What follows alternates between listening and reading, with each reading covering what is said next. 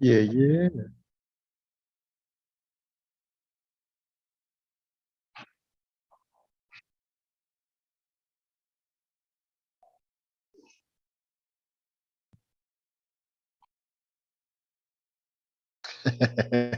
I'm crying.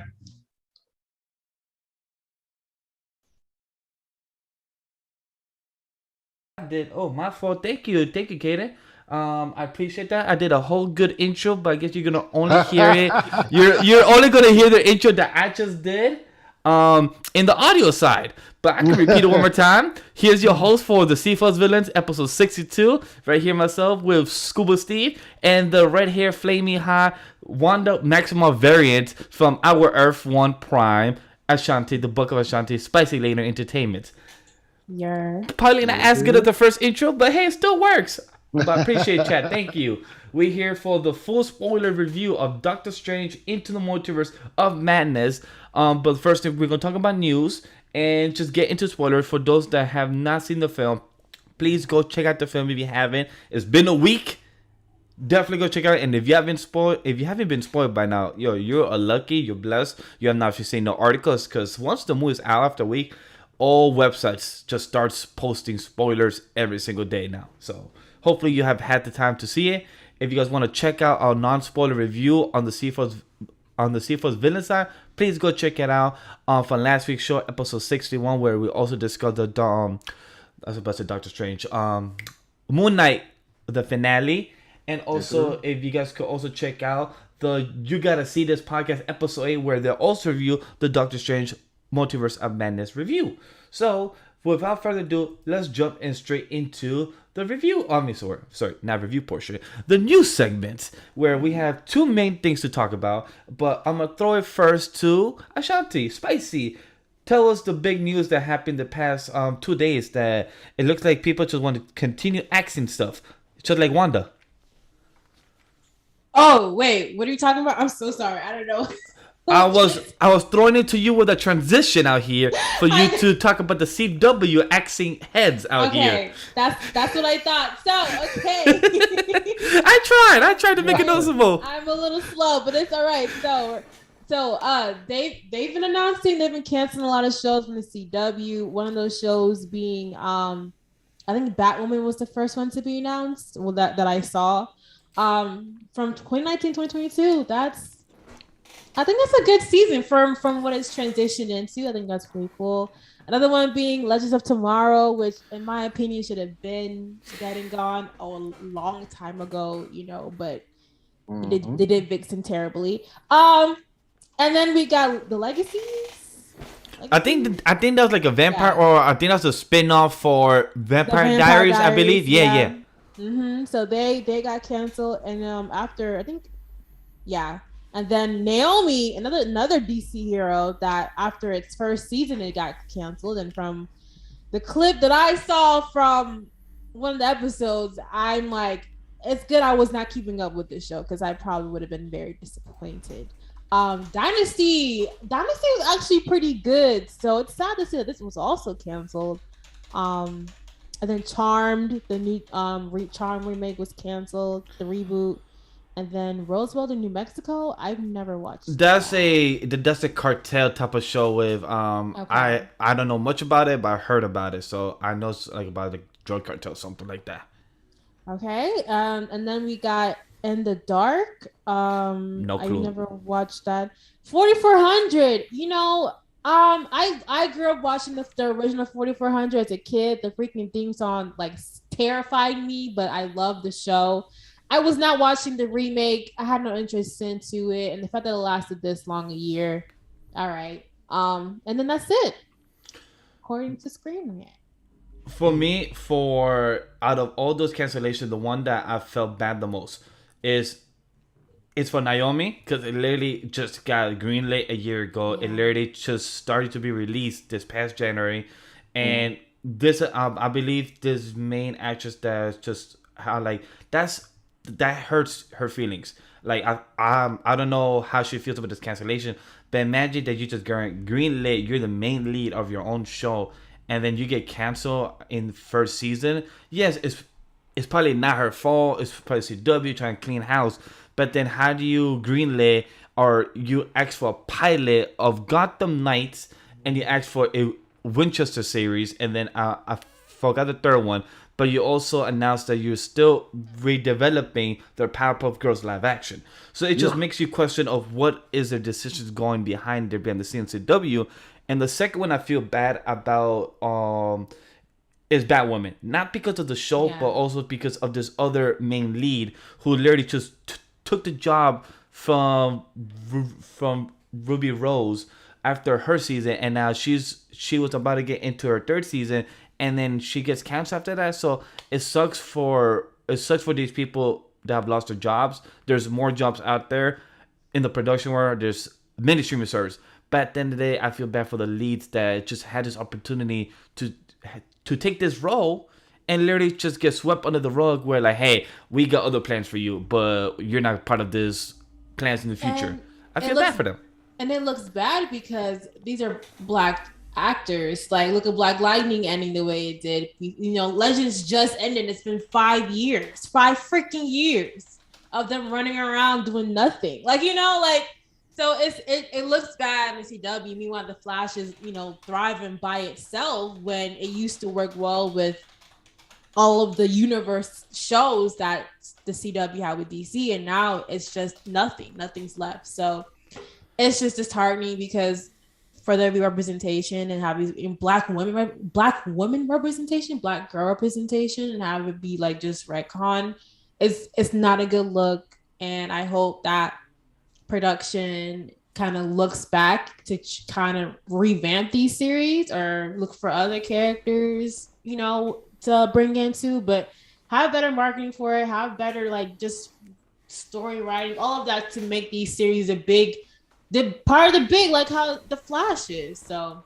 that, but also to answer what you're saying with the idea of when it comes to this HBO shows, Titans and everything, they already have what they want to do for those 8-10 episodes written out. CW always has the outline from where they're gonna go from episode 1 to 22, but they write per episode during the week or during the months, not actually have planned everything. And I hope with whatever they're doing with this clean house or whatever they have plans for that, hopefully they change the strategy and the structure for these type of weekly type of CW shows. Because if you want to keep your audience, like Kaden said, that hey, I don't watch anything on the CW after the Flash and Arrow, and it makes sense because you fall off the budget, the costumes, the wardrobe. It doesn't keep the audience. So how do you expect for people to stay and watch you if you're not being entertaining and you're not giving good quality? Don't try to think of quantity, think of quality, CW. So that's what I'm saying. Steve, how about you? I don't watch any of these shows, so it doesn't bother me too much. I just started watching Flash when you guys have you do my Flash watch, and then I need to watch Arrow, which you guys keep saying I need to go ahead and get into Arrow. You haven't watched Arrow yet, Steve?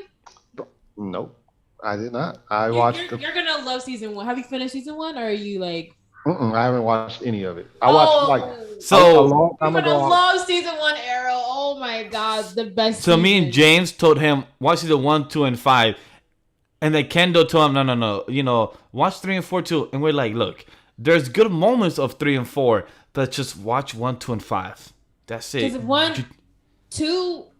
5 is when with Deathstroke, right? No, 2 is with Deathstroke. Season 5 is is with the Dark Archer. Forgot his name. Oh, is with yeah. Prometheus. Okay, yeah, I remember. Yeah, season 1 and 2, because we got Deathstroke like real early. That's a beautiful one.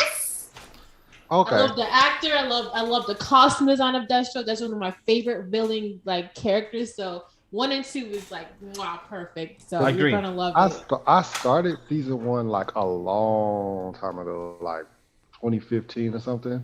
And then like I fell asleep on the first episode and I just never went back. Damn, how do you fall asleep on that first episode? Stephen was snapping necks every 5 seconds. Our boy was narrating, literally said 5 years ago I was on this island. I was tired, guys. Don't watch things that are entertaining when you're tired. Watch things when you're trying to, watch probably, if you want to watch something and fall asleep, maybe watch Hunter x Hunter. Watch something that will put you to sleep instead. Why would you do that to me? We're sorry. What's up, Mercenary? How you doing, man? But so you haven't watched any of CW. Do you feel do you feel like these shows are gonna give something in the future with HBO Max, Steve, or you just want to see what they do next? I would rather it be on HBO Max, and then that way we can get better quality and production and things like that. I did watch Supernatural recently. I watched Supernatural and I watched Flash like this past year. So I watched both of those this past year. So when she mentioned the Winchesters, I'm interested in that one. But other than that, I'm definitely not interested in this Powerpuff Girls crap that's coming out. They have the audacity to still point out, like, hey guys, we're canceling these shows, but we're also gonna put the live action. We're still redeveloping the live action. I'm like, no. Just you should have not even brought it up. Like, who wants? No. They said, did it say Cuba Gooding Jr. was playing Professor? Like who? No, it's Donald Faison. Donald Faison. And that's why I say he needs to back out of this because just cancel the show. Don't ruin my image, my thoughts of Donald Faison. And plus, Chloe Bennett was gonna do, I think, not Bubbles. I think she was gonna do the red one. Yeah, she's gonna do Blossom. But like, girl, you deserve better. Like, don't go to Powerpuff Girls. Like, I don't care what your agent said or nothing, but do something better, yo. Didn't she first pull out? Wasn't she like, or was it like there are a lot of injuries on set? Like, I know one of the actresses pulled out and was like, wow. I think the actress that was in Agents of S.H.I.E.L.D. season 5 or 6, the blonde hair one, is not. I don't think it was Anya Taylor-Johnson. It was another actress with can't remember the top of my head, but she pulled out because of injury, and then they just scrapped the whole show. I mean, the whole pilot. Dove Cameron, right? Because she plays Bubbles. Yes, thank you. Her. Yes, her. Hey. Dove Cameron, yeah. I'm proud of her for that because she's actually blowing up right now with her new single boyfriend. Yeah. So I'm actually like, she was like, look, this is the ghetto. I got a music career going on. I'm good. I'm good. If you would do like a live action Powerpuff Girls, it should be like Sonic. Like let the 3 Powerpuff Girls be CGI, and then you can do live action around them. Or just do a damn movie. Do an animated movie. What's so wrong with an animated movie too? Because they saw they did something with Dora that happened, so let's try and do something with exactly, that's the thing, right? I don't think they expect these things to be good. I don't think they do. Maybe their expectation with this is to also succeed because Warner Brothers is doing Barbie, if I'm recurring. No. Yes, so maybe in their minds they're like, hey, let's do the downgrade version of Barbie. I'm like, no, technically they're both upgrade version. Powerpuff Girls is literally three superhuman that has powers like almost like Superman. So like you literally have 3 girls that are literally like mini Superman. So it just makes no sense. But now that I think about it, you couldn't even do like Sonic with 3 CGI because you still got Mojo Jojo and all these other villains. Yeah, we have a devil that's a trans. Yeah, how are you gonna do that in live action? You can't do this. This is gonna be bad. But look, we can't do this. But you know what we could do is discuss about something good. How do we feel about the Gotham Knights the demo trailer? Because now we have a release date. We have more thoughts. Even though some of their comeback is a bit stiff, but they also, I don't know how I feel about our boy Nightwing. Oh look, who's coming to join? He needs to be thrown into jail. Are you talking about the guy that's about to join the No, well, the panel? That too, but no. Nightwing. Damn, that was. I'll say that's good timing, Spicy. They trying to throw Abe to jail already. He said, "Nah, let's put him to jail." What's up, Abe? Oh, he can't hear us. We can't hear you. I don't even know I don't even think he was talking to us. Oh, okay, but no, I'm excited for Gotham Knights. I like the versatility of Nightwing. I liked how you can do stealth with him, how you can do hand-to-hand combat. Obviously, with Jason, stealth is not going to be your forte with that character. Like he's definitely a full force, but I like Nightwing's like fluidity throughout. Like he's quick as hell. Like and that's gonna be fun in major fights. But I don't know how I felt with the gliding off the building because it reminded me a bit of Fortnite and everything. Like, boy was going down with like a kite type of thing. It's the bat gadgets. The bat gadgets are the bat gadgets. So I like that. I like that, to be honest. I get it for the bat gadgets, but I'm like, I guess Warner Brothers or I forgot who the company doing this, but I guess they took some inspiration, or probably some people that play Fortnite, they took some inspiration from that, and like, hey, let's use this as some bad gadgets, like you said, Spicy, possibly, but it felt like why don't our boy Nightwing just use the cable? I think Abe's trying to talk, but we don't hear you, Abe. Abe, you're on mute unless you're talking to us. Yeah. He's not talking to us. No. He's not. Okay. Copy. Cool. But like you were saying, Spicy? Yeah, I don't mind the bad gadgets because I like the gadgets wasn't in Dark Knight. I like the gadgets in there. So the bad gadgets are gonna be, I like it. Since Bruce Wayne is dead, it makes sense for them to all kind of use, especially Nightwing. But right? Especially because they literally said Core of Owls. I'm like, for anybody that reads the comics knows that the Core of Owls technically kidnaps Bruce's Wayne. So we know that, but. We have Tim Drake, the best detective of all the Robins. It's very obvious. We'll see. But I love that Tim Drake's finally getting to one of these games. Really cool. But other than that, just the demo itself, I like it. I like how big that they made Jason. Some people weren't liking it, but I did, and I like this supernatural. He's a big dude. That man been in the gym working out. No, the Lazarus. He's taking them steroids in. He been moving weight. The Lazarus Pit gave that man gains.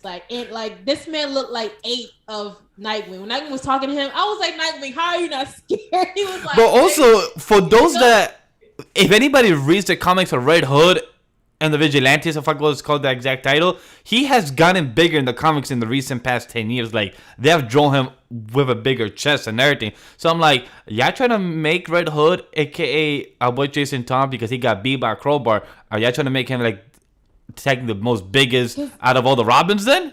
And he's the most brute character. Yeah, that's true. Very much okay, let's, he's charismatic, he's about the people, he's this and that, he's very the Wonder Boy. Damien, an assassin, and then you got Tim, just a detective, doesn't really fight that much, but more gadget. And then Jason, I'll beat your ass and I got guns. Of course he gonna be big. That makes sense. But I do like that they're giving him a supernatural ability. I feel like that's a really cool tweak that they added in for his character.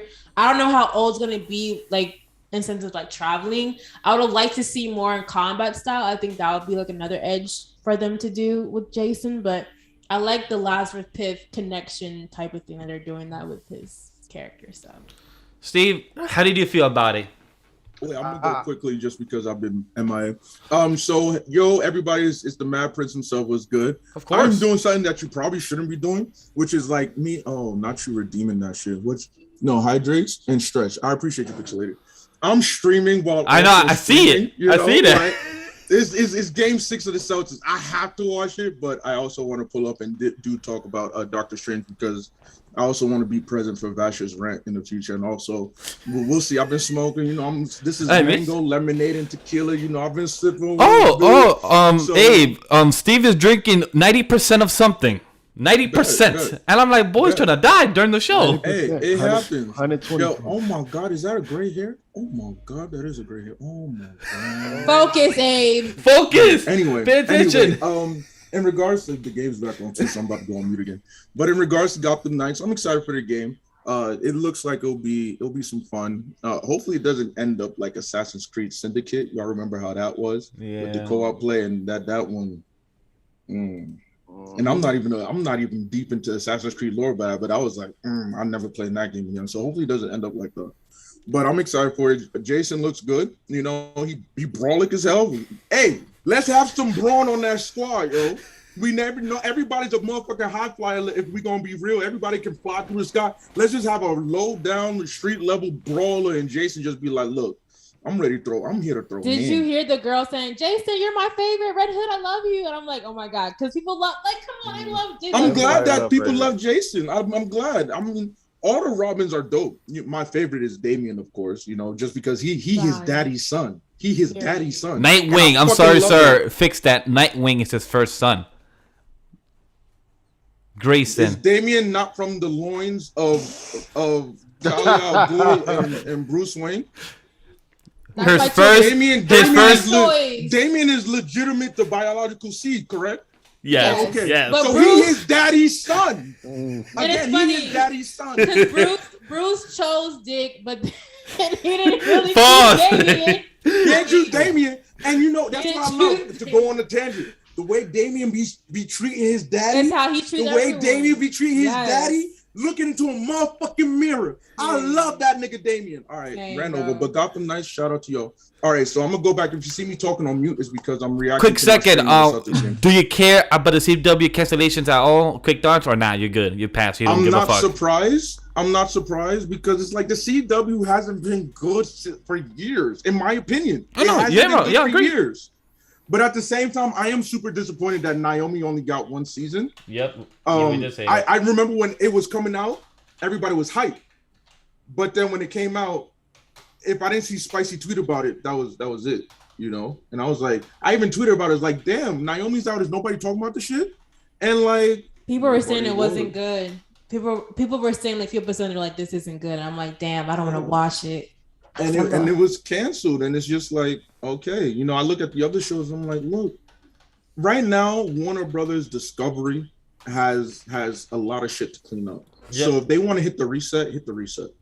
Anyway, isn't the CW trying to be sold off anyway? But then they also greenlit a pilot for Gotham Knights and the Winchester's brothers and also something else. So it's weird what they're doing. Yeah, cleaning house, but then also access Gotham for pilot. Knights is new. Gotham Knights is new though. Yeah, it's new. It's completely, you can make it completely unconnected and restart with that. If they want to use that as their starting point for the reboot of like the CW verse or whatever, it'd be interesting. I mean, it's unfortunate that it's Batman focused, but at least we're seeing other members of the Bat family more highlighted. So I'm fine with that. Additionally, did they call a charge on them? Oh, we about to challenge. But additionally, I just want to say this too. We have about in 2038 and 2039. I tweeted this. I'm gonna say it right now. It's gonna be either a very fun year or a very annoying 2 years for fans of Batman and Superman because their centennial hits, their 100-year anniversary hits. So that's very true. Yep. Expect a lot of Batman, Superman content in 2030 and 2030. I know it's like, nigga, it's 2022. Why are we talking? Because I just want to shoot my shot now and just say it. That way, when it happens, it'll be like, in 2022, I said that shit. I tweeted that shit. He gonna be tweeting that shit. Give me my credit. Give me my credit. Cool. Right. I appreciate your thoughts. Thank you. Steve, back to you. What do you care about Gotham Knights? Are you excited for anything in that way or not much? I am excited. I'm actually just like you. I'm excited to see Grayson Nightwing. I'm gonna love playing with him. That's my favorite Robin. So I know everybody has their own thing or whatever, but Dick Grayson is my favorite. Like, didn't he commit like a murder? Did we not see him? Bro, homie did a 360 Olympic twist in the air, landed on this man's spinal membrane, had his face hit his whole jaw gone on the floor. He and then killed him, man. And then did a whole and finish Nightwing. Like, you're going to, and then the mission should say crime resolved. No, crime was committed. Crime was committed. And like nobody said anything like, okay, you guys are gonna show the trailer and literally just he was just murdering and like, well, we know that's his character, but literally was just there, just boom, boom, boom. Okay. This is from Jason. He was using guns to shoot at people, and they were just eating it. But like Grayson really was like, let me kill this man. I'm gonna kill this thing. But I mean, hey, like how Vash said, he's not his real son, but he's a product of Bruce Wayne, because Bruce Wayne, he definitely be killing niggas, because that batarang is sharp as hell, and that be hitting people in the chest. Those are murders that, bruh, even though Batman doesn't kill, those are murders. But yeah, I was pretty much excited about that. And then Jason Todd, seeing I saw like some still shots of 3 different suits that we had, the Red Hood suits, and I was like, oh, okay, this looks real interesting. So I'm actually excited just to see like all the different costumes and everything that you can get, because if you got 3 suits for Red Hood, that means you got multiple suits for other characters. And they showed that in the gameplay. I think they showed like I think the Injustice Nightwing outfit and New 52. I like Dick's New 52 costume, and I saw that in the thing. So wait, what happened? Batman Beyond and hey man, they should make a Batman Beyond game. I mean, yep, if they do, that would be pretty dope. I really, really, really would love an animated Batman Beyond movie. Like they're bringing the show back. Oh, they are? Well, say less. Mm-hmm. This is a while ago. I think it's coming on HBO Max. It just depends on what they do next, really, honestly. That or they give us a Batman Beyond like live action movie, and I would. People ain't ready for that yet. People ain't ready for that kind of. I would throw money at it. Give me Michael Keaton as fucking old ass Bruce Wayne. Yes. And give us a fucking Batman Beyond movie. That makes sense, because he's. Oh yeah, that's what you meant. Because I'm like in the Batgirl show. They're like, aren't they bringing him on there, right? Well, they're having a Batgirl show on HBO Max, but right now they're currently doing production. They haven't really put anything current information out, so it's still who knows if that's still happening with the current type of merger. So it's a lot of questions with the current property. So it's big questions for what is happening for sure.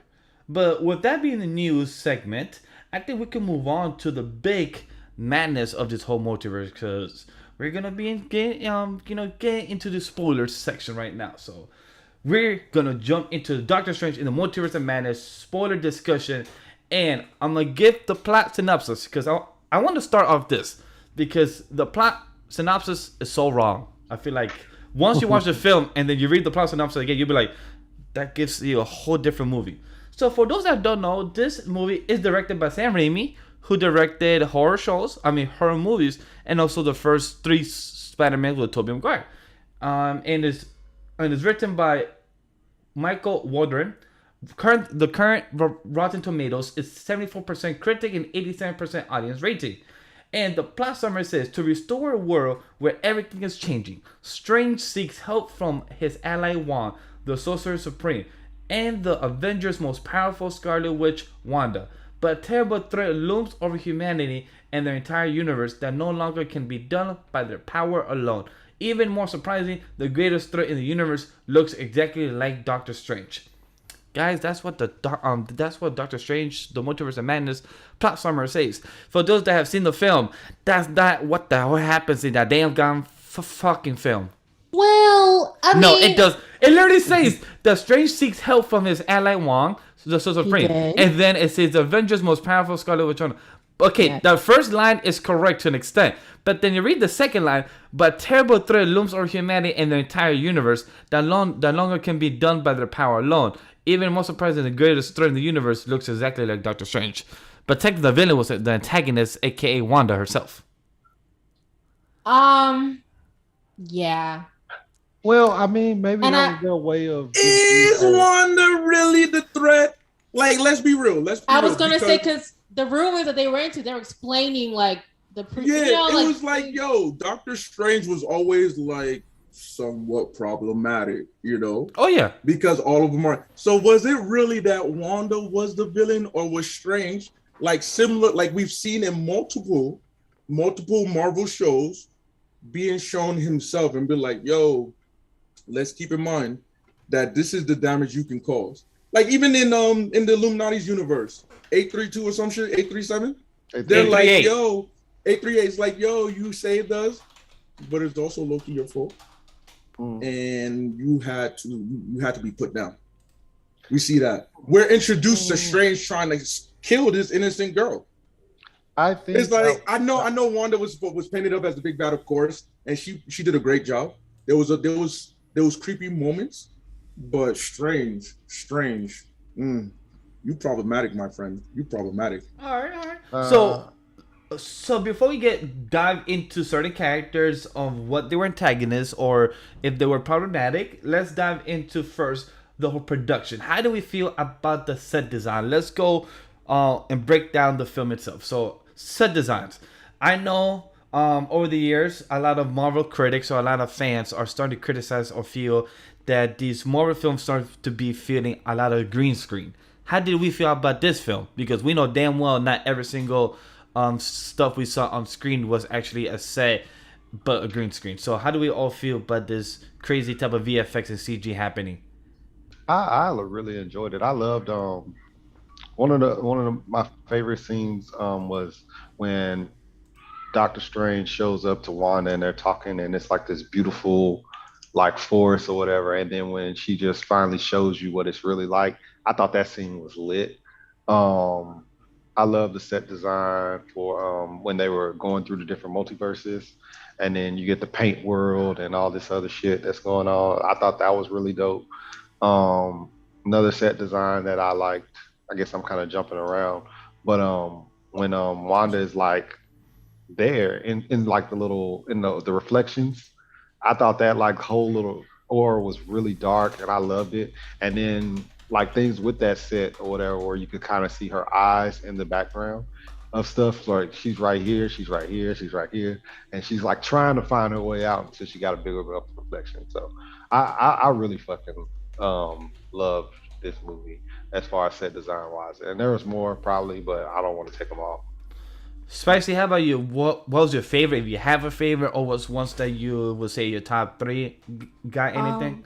Yeah, kind of what Steve said. I like the Wanda's like embracing her witchiness. Like that was a true like moment, and I'm not gonna lie, in that moment when it happened, when we know when she said the thing and Strange noticed, I was like, wait, it went over my head. So I was like, oh, like, and then so when that moment came, I was like, it all kind of went in together, and I loved it. I like America Chavez's ability on effects on screen. I loved how whenever she tapped into it, how like big it was and how like a boom it made. So, and I liked her world, the one when they showed in a little memory thing. I liked how like different it looked. But yeah, those are my favorite ones, and basically most of them were Wanda moments when she was kind of like being her, like the horror element of that, like that, those were like the most important ones. But yeah, I think that's it. Yeah, for me, my favorite is I don't know how much of the set was built, but I know some of the set was Karmatage. I think that's if you pronounce it correctly. Karmatage was one of my favorites. It's just the design and the whole the whole temple being there, the design. It sucks that we didn't see much of our boy, the Green Bull. I forgot his name, but maybe a lot of his scenes were cut because there was some scenes in the trailer that we saw but wasn't in the movie. So I assume some scenes was cut in the final decision. But overall, that scene of Camouflage and the scene with the third eye Doctor Strange, I don't know what universe that was, but just having the darkness of horror feel going up to his own type of long stairs, going and just seeing that darkness of his room, like the books and everything on the ground, like that was very nice set design because it showed of how much this current Doctor Strange of this universe that had the incursion he really went insane to show that him being the only person left in the universe, to show that he has no lights on. He's a person who's just very dark, mellow, and narrative. So I just love the design because it really showed his character in the very dark vibes, because it showed that he is the dark one, he is the evil one in that way. So I really like that set design for that room and everything else. Kaden said the opening scene looked like a bad video game, and that threw me off. If you guys want to jump, Abe first. Do you have any thoughts of your favorite set design of the movie? Set design. Favorite set design. There was a lot of cool moments. I could be problematic or slightly trollish and bring up that one scene, especially that people weren't fucking with. I could do that, but I won't. I'll behave. Man, I did like how haunting the house looked, where we got the. You know what? I'll get close to it. How the house looked like the Sanctorum. Yeah, Sanctorum. Where the Doctor Strange was that did the musical note battle. Yeah, I really like how haunting that looked. Just because I tweeted this after the movie, I was like, you know what? I like the creepiness factor. I didn't get caught by any jump scares, but I like the potential. I did about twice of them. Yeah, I said, you know what? I would watch a Sam Raimi horror film, not knowing that, like, mind blown when I went to do research. Shout out to Dark Treesus on Twitter, connected with Mike Check Waifu. He said, like, oh, he has a few. So I went to look. And I saw he made Drag Me to Hell. I don't remember the movie Drag Me to Hell. I know I've seen it. I don't really remember it. Mm-hmm. But he also did the original Evil Dead with Bruce Campbell. Yes, he did. And the reason why that blew my mind was because I've never watched the original movie or the TV show. But I did watch the remake that they did post 2010. I enjoyed it. It was good. But I never really went back to watch the OGs. And today, and for those who were in my stream earlier, I was playing Evil Dead the game, like the official nice movie license connected video game. Like Bruce Campbell is voice acting himself, and they're adding original content and taking characters from the movie. It's like based upon the movie itself. So it's a game it's a video game for the movie. I was playing it for like 6 hours and I'm definitely gonna play it out there, go back on stream and continue playing it for like another 12 hours, maybe do a 24, who knows. But the game is so fun. It's so enjoyable. There are creepy moments. I'm like, yo, I gotta go back and watch Evil Dead. Because Sam Raimi has given us a cult classic. Evil Dead is the cult classic. And also, let's be real, Ashley Williams, aka Bruce Campbell, the actor Bruce Campbell, he can technically be in the MCU. Because I know, Steve, I know you know this, Marvel Zombies did a crossover with Ash versus the Evil Dead. Army of Darkness. Mm-hmm. So we got an introduction to Marvel Zombies through What If. Now they want to further expand upon that, like give us a Marvel Zombie show. Yep. Bruce Campbell, welcome to the MCU. Because every iteration besides that remake has been Ash. Even the TV series that is more recent is Bruce Campbell's played himself. So it's like, don't give me Ash Williams if you're gonna do Marvel Zombies crossover with Evil Dead. And it's not Bruce Campbell, but that shit has me excited. So, that I just love how haunting. To go back to the original question, I just love how haunting Carmitage looked. It looked very, very haunting. It had me like, I love horror movies. You know, I love that shit. Y'all know how much I love horror. That shit was just so creepy, and I love that that Marvel was willing to go there. So that was my favorite set of time. And I kind of add what you're saying, like it. The moments were they were like cheesy, corny, but it was like a I guess like a endearing, where it was like, okay, like we're as if like almost trying to make it like, I guess, digestible for other people. But it was still enjoying. I still enjoyed myself with it. Oh yeah, same here. Like I had a great time overall. So I feel like there's a good transition to talk about the VFX, because the VFX also made a lot of the sets that we saw in the film. How do we feel about the VFX? Because I know I saw in chat that they said that the opening scene looked like a bad video game. Did you guys feel the same as well? Or probably it was just their screen in a theater, probably didn't make a good quality. But how did y'all feel about the VFX throughout the whole film? I love the opening scene. The opening scene was like the most comic booky scene we've seen in Marvel for like a minute. I feel like I liked how it starts writing chaos. Like we're like, what the hell's going on? And it's just like I liked it. I even like when Strange pulled up to like the wedding and immediately went off into his Doctor Strange outfit. I really loved that because it just seemed very much comic booky. And at this point, I don't know. There's some parts of it that I didn't like the effects makeup, but like the VFX wasn't that bad compared to what we've seen. I really Steve, liked it. Steve, how about you?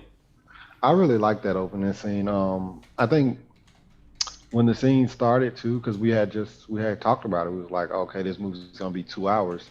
How are they gonna squeeze the whole multiverse and the Illuminati and all this stuff in 2 hours? And they jumped straight to it. So I was super impressed with that, and I think maybe that was why I enjoyed that opening scene. So maybe I need to go back and see like that, really dissect it the way Caden is talking about. But for me, I actually really enjoyed that scene. I didn't think there was anything wrong with it. But at the same time, I'm not really the only thing VFX wise that I kind of didn't really enjoy would be the third eye that they gave Doctor Strange. That kind of looked a little like off. It didn't look like it was. They took their time with it. It looked like they was just like, oh, let's give him this little CGI. Are you talking about the third eye for the ending credit, or are you talking about the third eye for the evil Doctor Strange? Which one? Both? Both? I feel like the one that we saw in the evil Doctor Strange, I feel like it was fine because it was dark, so it didn't look as noticeable. Like it looked passable. But once we saw it in the ending credit, it was daytime, so it was more noticeable. It was just look a bit weird. I'm like, nah, yeah, I could have probably took another week or two to fix and do the touch ups, and little nice zooming shots and everything. But when they fought, both Doctor Strange fought, it wasn't that noticeable since it was a dark theme, dark scene and everything. So like, I get what you're saying. That's why I asked, because I felt like I didn't notice it, but I'm like, dark theme. A lot of people won't notice. It's very passable. At the end, I was just like, yo, this looks like this might have been like a scene that they made towards the end when they was like, let's push this back a little bit, and then they just did it because I mean, it didn't. Once again, it didn't look terrible, but for the quality that we have been getting throughout the movie, it didn't look good for that. It looked like something that you would see on a TV series, not something that you would see in Disney. How do we feel about the visual effects for our girl Wanda and Doctor Strange with their magic and with the witchcraft being used, and with our girl with America Chavez, because her VFX was amazing, going from universe to universe. And when they accidentally, Doctor Strange and plus America Chavez went to, probably my count was about 25 different universe, like the paint one, the animation one, the weird ones that they went for like 2 seconds each time. That was some great transition, great editing. It really, like, I wish to see a little small clip of our girl America Chavez going to the paint universe just to know how it looks like. Just like, how the fuck do you eat? Like, I just want to know that comment. Like, how did you try eating? Like, do you eat paint? Is that how you eat? Like, do you eat like brushes? Is that how you digest? Like, just pretty interesting overall. But how do you guys feel about that? Spicy?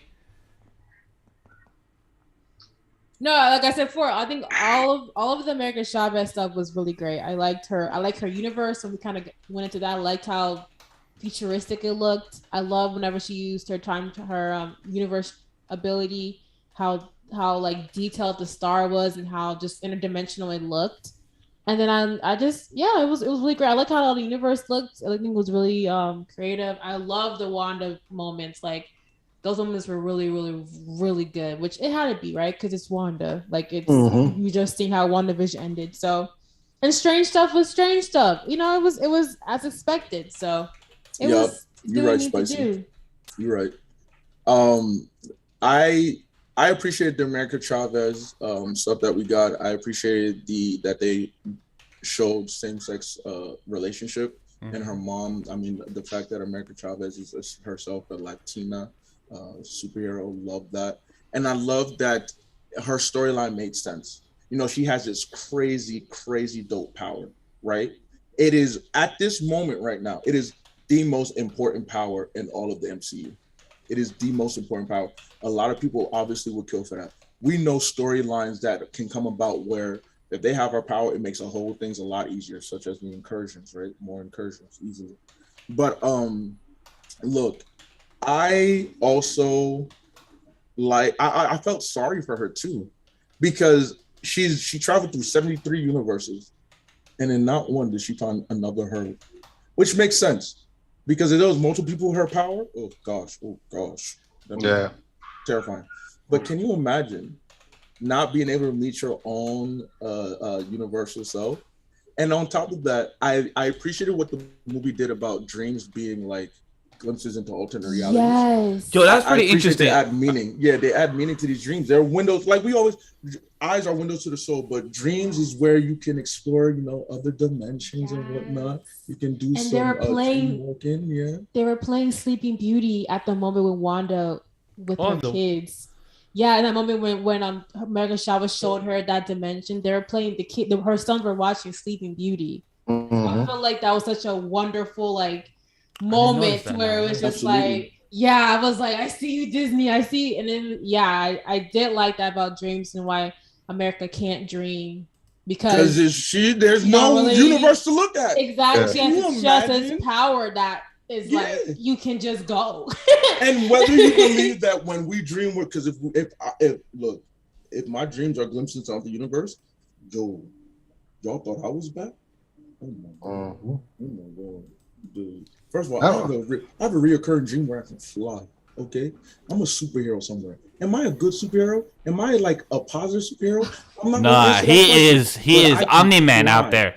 I can fly. I have powers in that dream. I've had that dream several times. I hope that's another me, because he's living his best life, baby. His origin story started off real tragic, but he living his best life, baby. And then there's another one where I'm tortured and whatnot. So I'm fortunate for that nigga.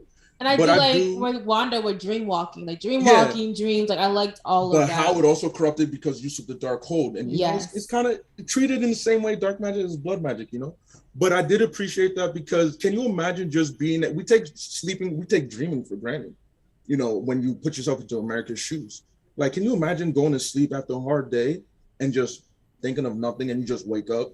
You go to sleep, you remember nothing, you wake up. That's some sad shit. Robotic. It sounds like, someone just turned off the power, and then someone just put it back on. You reboot it. Like, damn, I feel sorry for him. But it was good. It was very touching. I think they played on America's America's storyline very well, and I can't wait to see more of her in the MCU. Same. Hey, if this dream world is an alternate reality, there's a Scuba Steve out there that's married to Rihanna right now, and damn, okay. I ain't mad at him. Was that the universe? I slept with Rihanna. Was she married to you then? Oh shit! She had a wedding ring. I'm not gonna lie, she had a wedding ring. If it was, I don't want to know about it, because I'm not divorcing a billionaire. Damn, be quiet. Damn. Stay with my billionaire. He don't want to know. I don't want to know. If you creeping, keep it on the low. Cause his heart can't take it anymore. Okay. I'm just saying, look.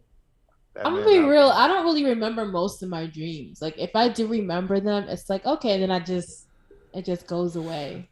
My dreams be wilding, or it be me predicting the future, which those are more creepier. So I don't know. That's true. This is true. So because I talk in my sleep too, so I know how I had a good night. I know I had a good night's sleep. When I talk in my sleep, I wake myself up. I be like, dang, I'm getting some good sleep right now. I'm sleep talking. Sleep talking, sleep walking. So with that transition that Abe gave us, let's move on to script wise, because on Twitter, people want to act like out there critics talking about the script being bad, being good. Without jumping into character wise breakdown, how do we feel about the script overall? Were you guys satisfied with the direction of the film, where the script headed? How did you feel about it? I'm gonna pass it to you first, Spicy. the script didn't bother me. Like, I'm trying to remember back if there's any. Yeah. Can we delete the "I can do this all day"? I'm really sick and tired of hearing that shit. Like I get it. It's cute. Yeah. It was cute the first 4 movies. It was Of what? cute. I don't know. Whenever Steve said it, the first, 2, 3, whatever, but when Peggy said it, I was like, okay, just let it die. Let it die. The saying that I can do this all day. Yeah. Like, I'm sick and tired of hearing that. Right? Like, The last time we should have heard it was the song in Hawkeye. Right? Like, was the it's last just. time. Oh, definitely. Oh, no, well, When Peggy, for Hawkeye, we should have never heard that in the first place. But First of all, I was fine with Agent Carter. Sorry, not Agent Carter. Captain Britain. I'm not even sure that they call her that name in the actual movie, but I was fine that she said it because that is the Captain America version that says that only. So I'm fine if they say it. I'm not fine with if other characters say it because I'm like, bitch, what the fuck are you? Who the fuck are you? Why are you saying that line? But it's Marvel trying to be like, oh, this is how inspirational Captain America was. And it's like, I don't care. I don't care. We're in multiversal shit. Like, they say in every multiverse, like this I get it, but enough. It wasn't needed. But other than that, everything else was fine. Like, there was nothing wrong with the script. The script was fine. I don't know if people had problems with it, issues with it. Like, I didn't. So for me, no. For me, the only problem I had with not the script itself is the title, because the title says the Multiverse of Madness. So I get the madness part because of Wanda. I get the multiverse aspect, but we only went to probably 3 or 2 universe. Yes, we skimmed through like 25 of them, but we went to 2 or 3, or like Steve said, probably 5. But I didn't feel like the multiverse, like the actual stuff that felt like multiverse. I just felt like we went to 3 other places or 5. And we just got shit done. How many did you want in at 3 hours? Like, you wanted No. I'm not saying you ain't wrong, but I felt like the title could have been reworked and used a different title. Okay, so in writing, like what I've been learning with freelance writing, it's you don't want to give everything out to anyone in the title, right? You got to be very like smooth with it. Like, yeah, we go to the multiverse, and it's like you got to be very like creative with it, like you're 100% right with that. Like me, I'm not mad about it. I'm saying it is because how other fans and people on the timeline on Twitter and plus articles are the ones that are more mad about it. They say, the title's called the Multiverse, but I didn't see Logan, I didn't see Wolverine, I didn't see these other Ghost Rider characters. I'm like, bitches, I'm doing fan canons, ideas of what y'all wanted or what y'all expected it. Just because like, that's what I'm more saying it, because people out there was trying to say, like, this was not, like, this did not feel like a Multiverse of Madness. Like, no, it technically was. We had the madness part of Wanda. She literally said that you're getting the good side, you're getting the easy side, but at the end of the day, you got the Scarlet Witch. She's the one that gave the madness. She's the one that gave. The most creepy scene out of the whole film is this girl did the freaking crawl out of the mirror type of little walking shit. I literally got that was my jump scare. I'm like, oh shit, bitch, what you doing? I was screaming. I'm like, Wanda, girl, calm down. I know you want your son, but she's a baby. Right? I'm like that. Like Steve, like our boy Steven even said, like, she's just a kid. I'm like, I don't care. I'm gonna get my kids. I'm like, so this does not mean equivalent of exchange. You're sacrificing one kid for 2 kids. I get it. You're gaining another kid, but you're killing a damn kid still, girl. So it's like, I guess in terms of fans, because we kind of talked about this on one of the spaces I held a few days back. Steve was on it. Shout out.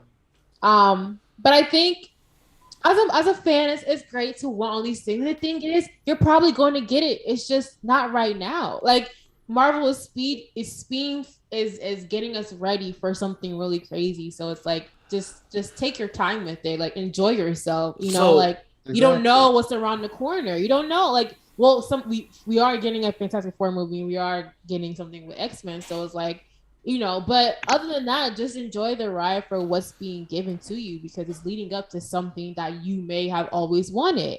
And Reed being played by what's his name was a fan. John Krasinski. John Krasinski was a fan casting that people talking about years back.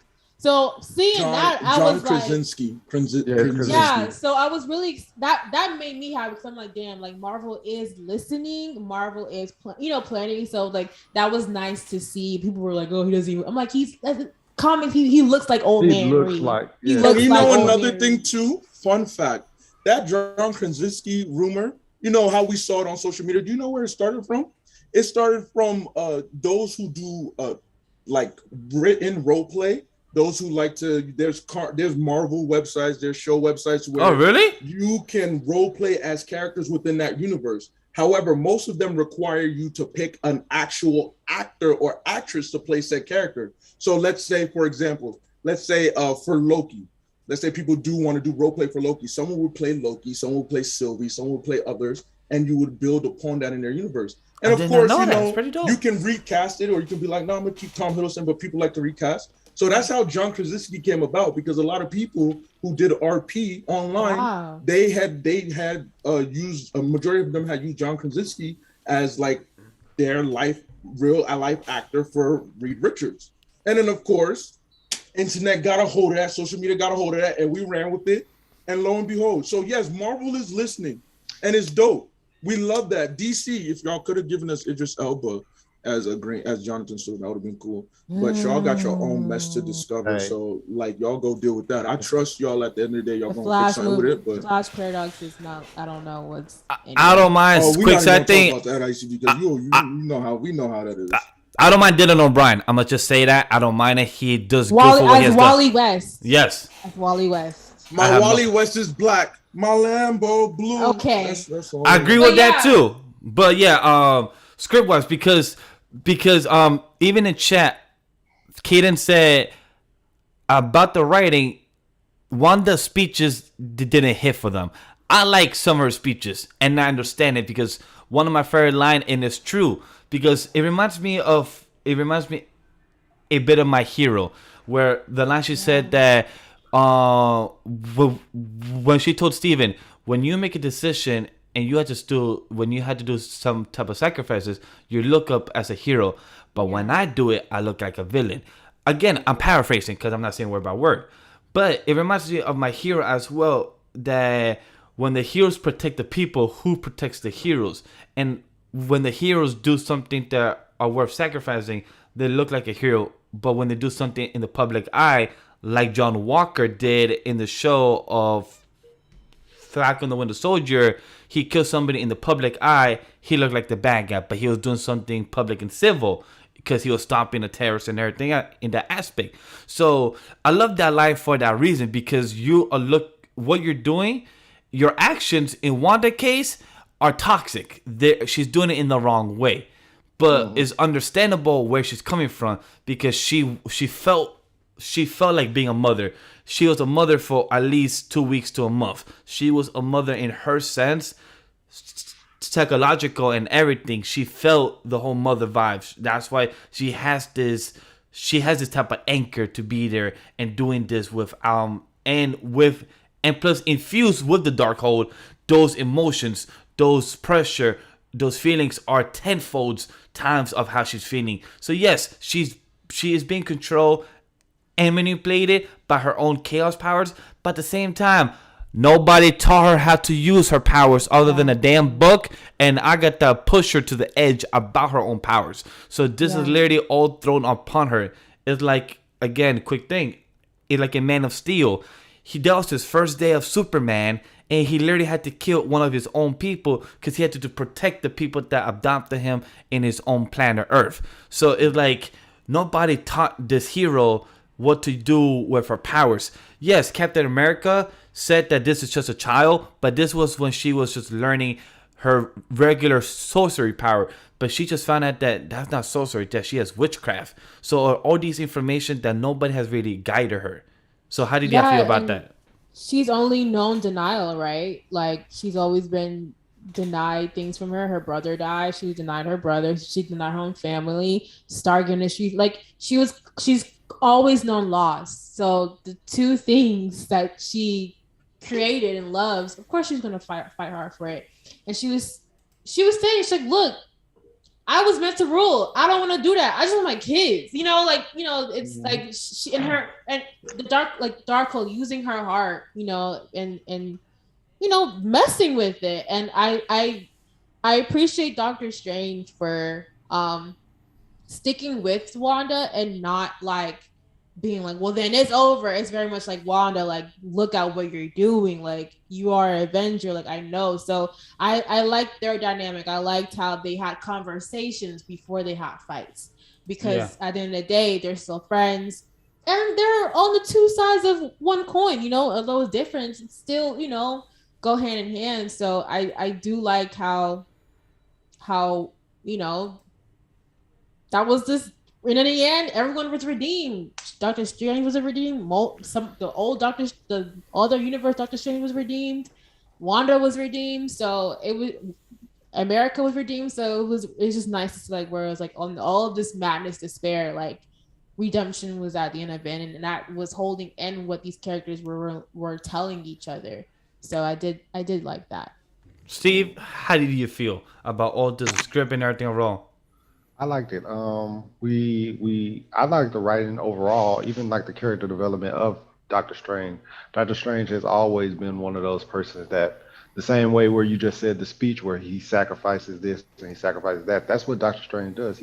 He sacrifices things for the greater good. And for this particular movie, in the end, he decided not to make that sacrifice and not take upon himself to be the one to have to carry the burden and do everything on his own. And he gave America the chance to do it. And they even talked about it, how Christine was like, you always have to be the one to hold the knife and all this other stuff. And then, like, it was just a lot of good setup. And I thought that the character development of Stephen Strange throughout the movie was pretty well done. I liked pretty much a lot of the writing. I really enjoyed it, other than that Captain Marvel thing. But other than that, like, I thought the writing was done pretty well. Giving us a story, especially giving us a new character in America Chavez in this movie, and still making us care about her in one movie. I thought that was well done. I didn't know how I was gonna feel about America Chavez. I mean, yes, she was kind of annoying, how she was just always like just there but not helping in a sense, and kind of like defenseless. And I love she was technically the MacGuffin of the film. Yeah, and I love how, like, in Moon Knight we just saw Layla where she could defend herself and all this other stuff, and she was like, she can hold her own. And it just, I'm tired of the damsel in distress type thing. Even if she's a kid that doesn't know her powers and stuff like that, throw a rock, distract somebody. Well, but I think that's why they had her having with Strange in the beginning, right? Because in the beginning she was very active, like she was out, like she was, but like she's been siphoned off her energy off of that. And then the person she thought was her friend, she had trust issues, like took her powers as well. So she was like very like, if back then I wanted to use my powers, because she's traveled the multiverse using them. Now she's like, I'm damn sure not gonna, like, I always get scared when it happens, so I don't know. So I think that's where they added that moment where it's like, because when she gets scared and how she can't trust, so like that scaredness, she's just like, she gets frozen. So I think that makes sense. But I get the whole save the girl damsel in distress thing, but I don't think that was this. It was just her kind of like coming to terms with not being afraid anymore. Too. Yeah, it makes sense, because if she was always so like strong-headed, and I'm so sorry, my voice is damn near gone. The Celtics just won. We're getting the game 7, like I fucking said we was getting. Like okay, I'm sorry. This is not about sports. This is about Doctor Strange. So yeah, if she was headstrong and like, yo, I'm gonna go, then why the hell haven't she figured out how to use her power, or at least attempted to? At that point, it's like, so you just being ignorant? So you just scared only when it comes to your power? Oh, you willing to throw a rock? Well, sure, we need you to open up a portal so we can get the fuck up out of here. You can't do that? It made sense. This is a very important power. It helped stress the gravity of the situation. Like, yo, there is a reason she can't use it. So and they wanted to build upon that moment with Strange. Either like, yo, Strange, take it. Remember, Wong said, Wong of all people. Wong, who's usually the reasonable one, be like, yo, think of the children, we got to save the life. We got to think of the many before the few. Even Wong was like, Strange, take her power, knowing it would kill her. Even Wong was willing to do that. And that's she needed to be like a damn. I hate to say a damsel in distress, but she needed to go the route that she did to really drive that point home. Not only for her own character growth, exactly, and figuring out her own power, but also to show off like Doctor Strange. Stephen had a chance to do what most of his other, and actually we can say all his other versions have done, because each version we've met, they've done something like that where it's like, yo, I'm willing to sacrifice everything. I'm willing to sacrifice lives. He's done something like that himself. I mean, they kept playing on it when he used the time stone. Like, remember at the church at the wedding, there's like, so was it really the only option? That's what I was gonna bring up, because that's one of my favorite things of the script. It literally the main plot line of the film is literally 3 words: "Are you happy?" And that's what I love about the script for that reason, because that's something that we as humans could relate. Even as a superhero like Doctor Strange, we could relate as humans with that line. We even ask ourselves that every day. We even ask ourselves to friends or to our partners, "Are you happy? Are you good? How's your day?" Stuff like that. So for one of his old colleagues asking him, "Are you happy?" And asking him, "Was this the only decision that you could have done?" And even older Christine has said that you're the one that has to hold the needle. He's the one that needs and wants to make the final decision. And like Abe said, when Wong told him at the end of the film, in the script, saying that you have to take her powers, one of my favorite things, he made this decision. And he knew as a character, as him growing, he knew, oh, there's always more than one option. Yes, there is that one option that I could take her powers and I could kill her, or I could let her do and face off against Wanda and stop this and let Wanda, like, he figured out there's more than one option. And that's what I love, because there is always more than one option. We always tell ourselves that, like, there's has to be more than one option. There's always a backup. And that's what I love about that line. It was a relinquish of power. Yes, that like too. Control. Yes, finally, thank for you. the first time, he said, like, yo, I can't do this all by myself. Like you said, there's more than one option. Even though, like, let's be real, with the snap thing, I mean, when you check how many million of options, like, he did the only one, like, there's no way. I'm sorry. You have 14 million options? There's only one. That's some bullshit. That's some bullshit. I won't play on that. I won't play on the law of probability. You chose to take the life of Tony Stark? Law of probability. That's a very low percentage. But Abe, to find the one that works the best. That works. Out of 14 million, I'm sorry, there has to be at least 5 out of the 14 million. There can't be one. Other options where they won, but they probably lost more people. Yeah, so that might have been the only because option. This one we did lose people, but at least we got them back. At least we got them back. Yeah, you might have had. But there was sacrifice that still had to happen. Yeah. Yo, nigga, we could have had a Marvel Zombie Thanos one with the Infinity Stone, and somehow that one we would have revived, but everybody would have been fucking zombies. That's not a win. That's not. We could have had Ultron beat Thanos. That's a win. But then Ultron got the Infinity Stone. That's not a win. Yeah. So, I'm fine with it. True. But like, I really appreciate that moment of him relinquishing control. Him saying, like, you know what? I don't have to sacrifice the few to save the many, or the many to save the few. There is just trust in other people. Just know that there's options. And on that note, my voice is shit. So I'm gonna hop off. I love you guys, Spicy. Thank you for being here. No problem. Steve and Vash, y'all know the vibes. Everybody appreciate you. Continue enjoying the show. Careful with spoilers, is so fucking dope. We love it here. Can't wait. I won't be here for the Obi-Wan one because I'm at a wedding, but I hope you guys have so much fucking fun. I don't know what we're doing next week, but I love you guys. I appreciate it. Thank you for being here. I'll see you. Steve, like you were saying? Oh shit. I was saying something, but I don't remember. So we were on the topic about our boy Doctor Strange and his character element of how he, we're not going to a full breakdown of his character in the film, but more of the plot wise, of the script wise. How do we feel that? Because how we saw on the timeline in the past couple of days, in the past week, people saying that how Doctor Strange in the script didn't really have a a point or a goal because of Wanda and everything, but also people were complaining about how Phase 4 there's no type of setup or clear direction. But then it's crazy. But then Hella which cat. which we could argue rant about overall, because how people used to complain about phase 1, phase 2, phase 3, that Marvel used to set up everything. Now when we actually get phase 4, that's purely about character development for almost every single project.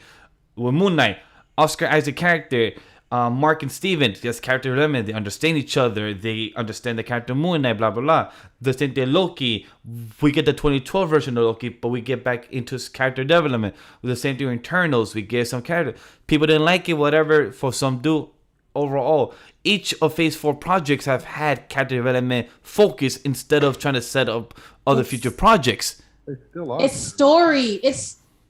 They're setting the background. Like, that's the thing, right? Like, I loved Eternals. Eternals was like, I'm like a huge history buff and mythology buff. So like, Same. Eternals was like, I was eating it up. But it was letting you know, like, there's hella people out there from other universes here on Earth that we haven't even like told y'all yet. And so it's just like, it's very like sad when people are so like impatient, like, oh my god, I want this. And like, I mean, that always be the case, but it's like, it's like a comic book. It's built. It's like, oh, in the world where this and this, like, it's setting dialogue for like what's about to happen, because they can't just throw things at you. You're not gonna know what the hell going on. You know, you need background. So Eternal was a hella background, let you know, like, we getting galactic universal people coming out, like huge sentient beings coming in. And then with our multiverse, like, there's multiple universes, so you know who about to pop up. Your favorite might pop up. You don't know that, so it's just like it's a little hot seat right now. But it's not like, because phase 1 was a lot of action. I get it, but this is like building up for something that's going to get that. It's bigger than that because this is multiversal. So the story is going to be more of a slow burn. That's why phase 4 is. Phase 4 might be the longest phase that we've had so far, because they're literally just developing something. Exactly. You literally have, because people are saying that they're not setting up for anything. Dang. So in Loki, we had the multiverse shatter. We had Kang the Conqueror show up, like an appearance of him. Even though it was a variant, they introduced variants. They introduced the multiverse in Loki. Wanda looking through the freaking dark hole, finding her kids in another verse. What are you talking about? They're not setting up anything. Then on top of that, you got Black Widow. In Black Widow, you had Yelena happen with that situation. You had the Power Broker introduced in Falcon and Winter Soldier. So that's a whole different story that they're developing right there in your face. Then on top of that, Spicy just mentioned Eternals, which is more multiverse. Black Knight. Galactus. Cosmic stuff as well. Exactly. So people... And then Blade is introduced. And then you got Moon Knight. You just developed another story with Midnight Suns. What the fuck are y'all talking about? So, thing is, people want to feed with a spoon to their mouth, where like, here's what's actually happening. Here is the branch of where we're going. Instead of people just seeing the background, like, okay, so they're developing a cosmic team of Eternals and Guardians of the Galaxy. They're developing a street level team with Hawkeye and these other characters. Maybe Daredevil season 4 and stuff.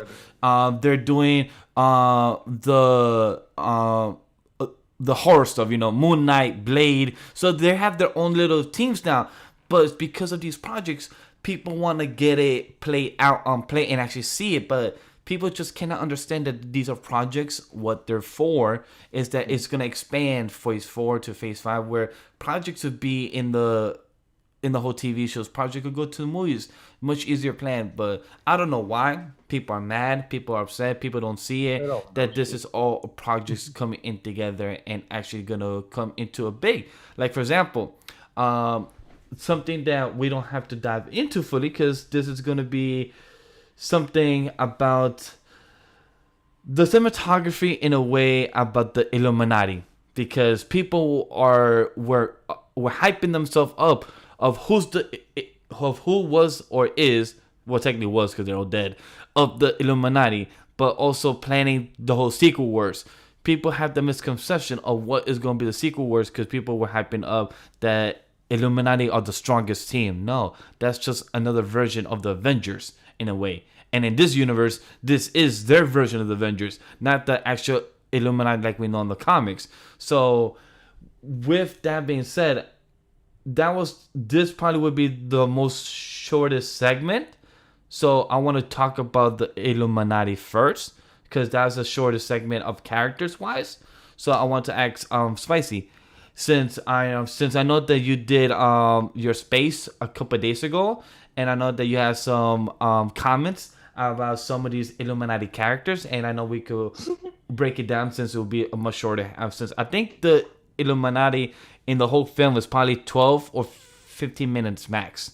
So we could talk about that since it's the shortest type of discussion. Pack them up, pack them up out of here. But I guess I'll just talk about the reveal. So,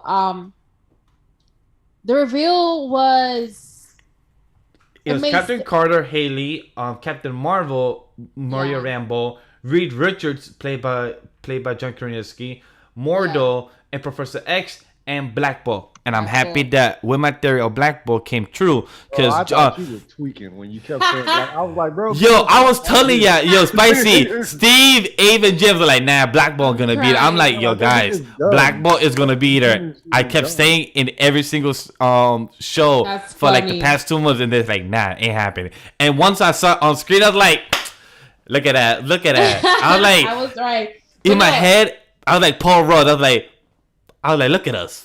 Look at me. I was like, look at us. I was proud. I was being cocky. But yes, Spicy, go ahead. No, so I think I like in the beginning I was like, okay, yeah, Captain Carter, whatever. Okay, yeah, we've seen that with What If. Yeah, okay, cool. And even I'm not gonna lie, even with Captain Marvel, I was excited because in comics, she is the first Captain Marvel, like the first. What's her name? Is like the third, I think. It's Karen Danvers. Karen. She's like she comes like 2 after Monica. Monica's like the first Captain Marvel.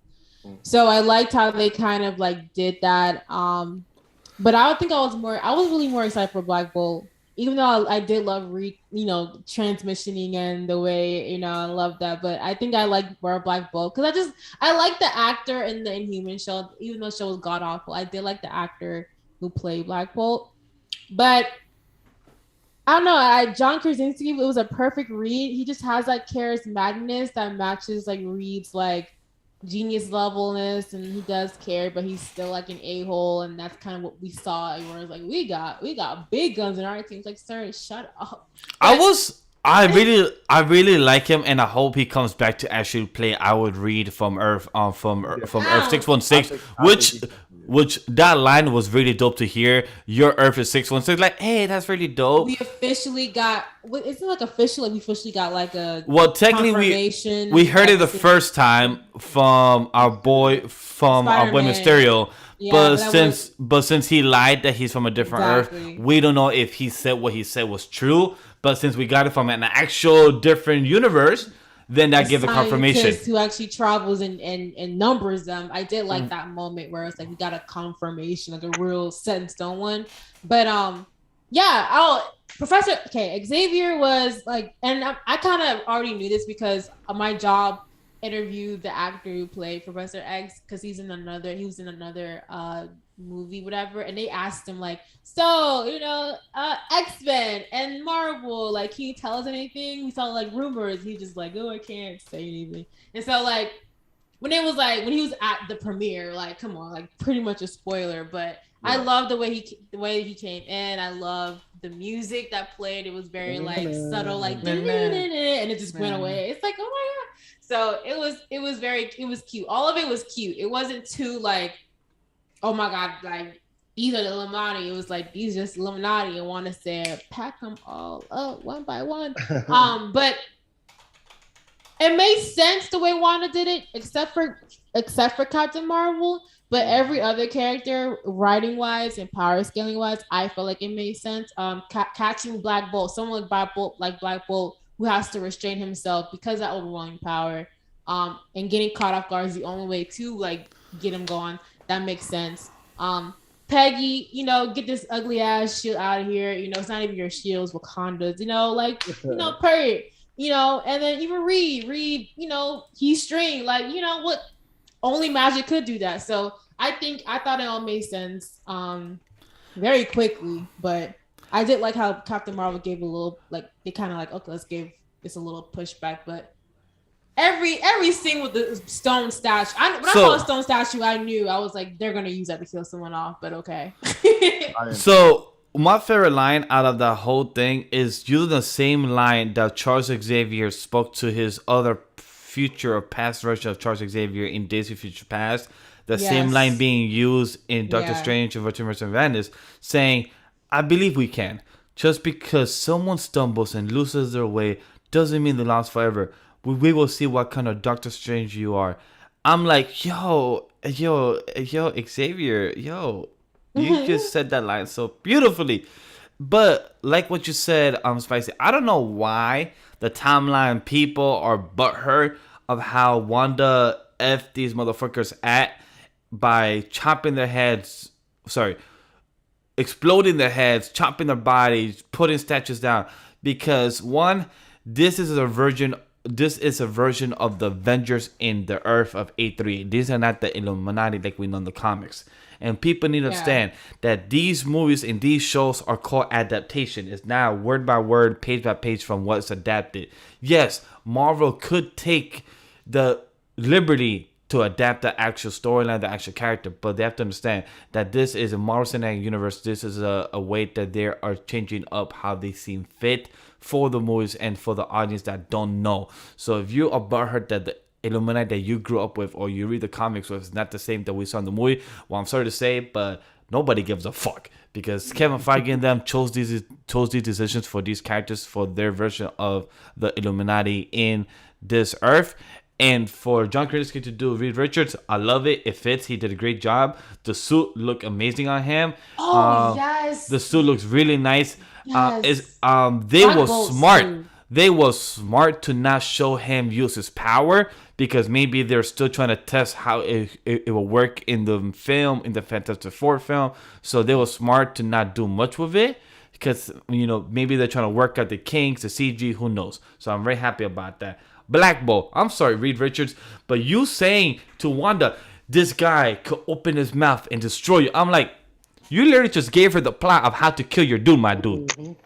But it makes sense because that's Reed. He's a know-it-all. Yeah. Yeah, but also he's trying to de-escalate the problem. But him not knowing her, they were all being cocky because remember when they met the 616 Doctor Strange, they said, we don't have to worry about your witch. We could handle her. I'm like, damn, y'all don't know her.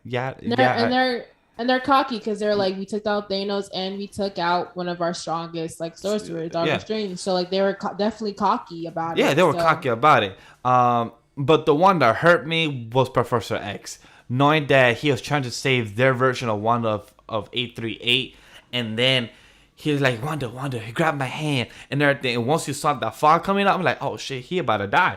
But then once we saw the hands come out, snap neck, I'm like, oh shit. She murdered him, psychological shit. I'm like, damn. We watched this. That's wild. Yeah. No, right. Was that the fourth time we seen him die? But I knew he was gonna die as soon as he came through. I was like, dang. So are we gonna kill him with like a house? Or are we gonna kill him with another? Kind of like the gene. Always dying by the hands of someone with a stronger entity ability than him. I would have rather the statue fall on him than Captain Marvel.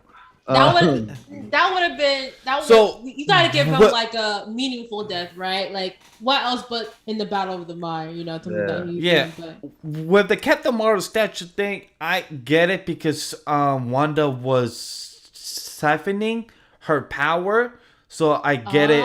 Yeah. So Wanda was absorbing her power. So for people that didn't notice it, I watched that scene because I watched the scene illegally to know a couple more times to understand what was going on in the scene. So I understood where it was coming from. Maybe for those people that didn't watch the first time and notice it. But in that scene, Wanda was siphoning whenever Mia Rambeau was going head first. She was absorbing her and stopping her at the same time. So that's what the Scarlet Witch was doing. And then it made sense why she couldn't stop the statue. My assumption. This is what I was observing from the film and everything. I feel like I don't know, because I can't. I can't dive too deep into it because, like I said, something that's pure energy is what Captain Marvel has. Exactly. It's still a different herb. It's still, and I think she was wearing the Kree outfit. Yeah, she's wearing the Kree outfit. So she probably may not have been as, I don't know. I can't, assume. So. But like I said, this is from my assumption from what I saw and from what I could read from the film itself and what it's showing us. So that's my opinion with the whole scenes of the Illuminati. It looked dope as hell. How it happened when our boy Steven met them and everything. I wasn't shocked that our boy Neymar wasn't there because that was. Yes. Let me tell you why I was. So look, wait. I would say this, Steve. I wasn't shocked that he wasn't there. It's because remember they had plans for him for Black Panther and other projects in the future. So I knew he was not gonna be there. So I knew that our boy Black Bolt was gonna be in the others. And more though, I love that fight, but my man, you are a scumbag because for you to not know how to fight and you literally are stuck like the hole. Why did they build a hole literally between the top and the floor? That whoever was the architect there. That was a good fight scene. Even they can go and get up out the fucking.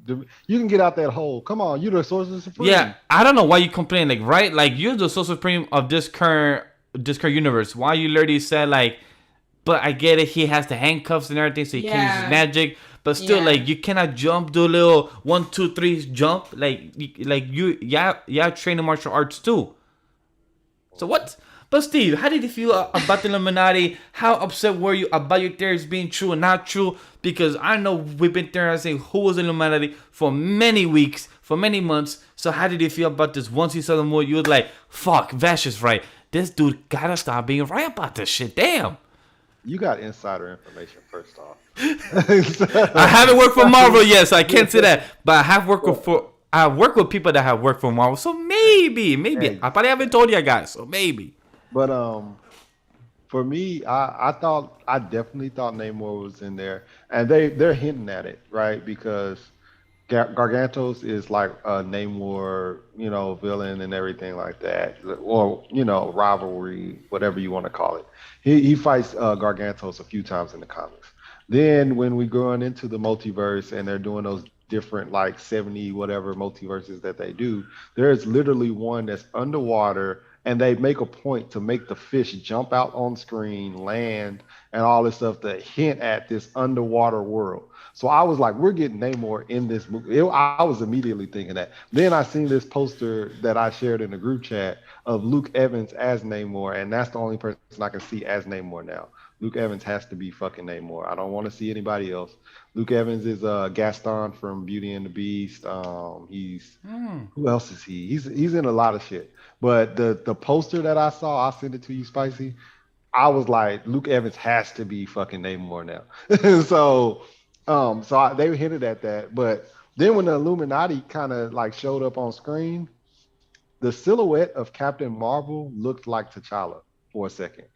And people in my theater, I heard them whispering. They was like, is that T'Challa? Is that T'Challa? And I was like, bro, if they show us a T'Challa, like a different version, and this is our introduction into a different Black Panther, I was like, I think that would have been kind of cool. But I definitely thought we was getting Namor. I didn't expect Captain Carter at all. So I would have been fine with. No one did. I would have been fine with if Michael B. Jordan was the Black Panther of this universe. I would have been fine with this. Amazing. It would have been a great type of way to be the version of his Black Panther in this.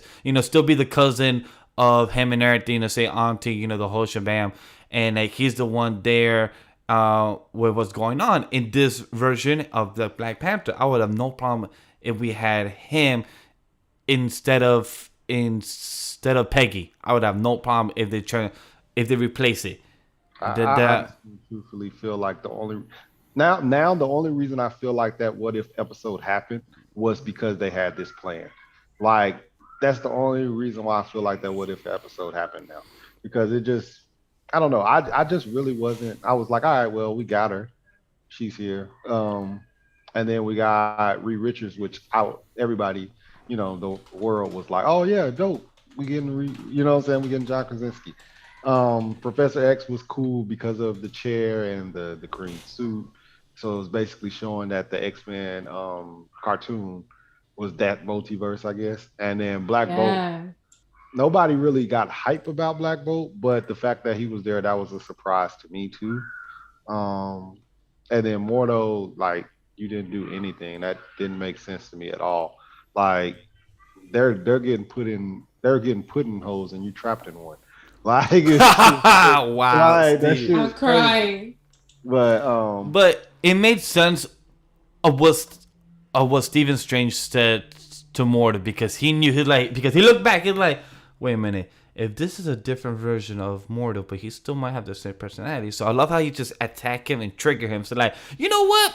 In my version of Mordo, he's tried to kill me. He hated me. He was always jealous of me. Maybe you're the same. Maybe you wanted this Steven to die. Maybe you want to become the Sorcerer Supreme. Maybe you want to be that next person. So like he knew how to pull the trigger, and it made sure like this guy Mordo, he was just a guy taking advantage. Like he wanted to take the easy way out. He wanted to take the easy life. He wanted to become the Sorcerer Supreme. So it made sense why he was fucking useless. and so for me, as far as like writing and stuff too, the trailer threw me for a loop. In what I way? in this Yes. way, I thought that Mordo was our villain for this movie.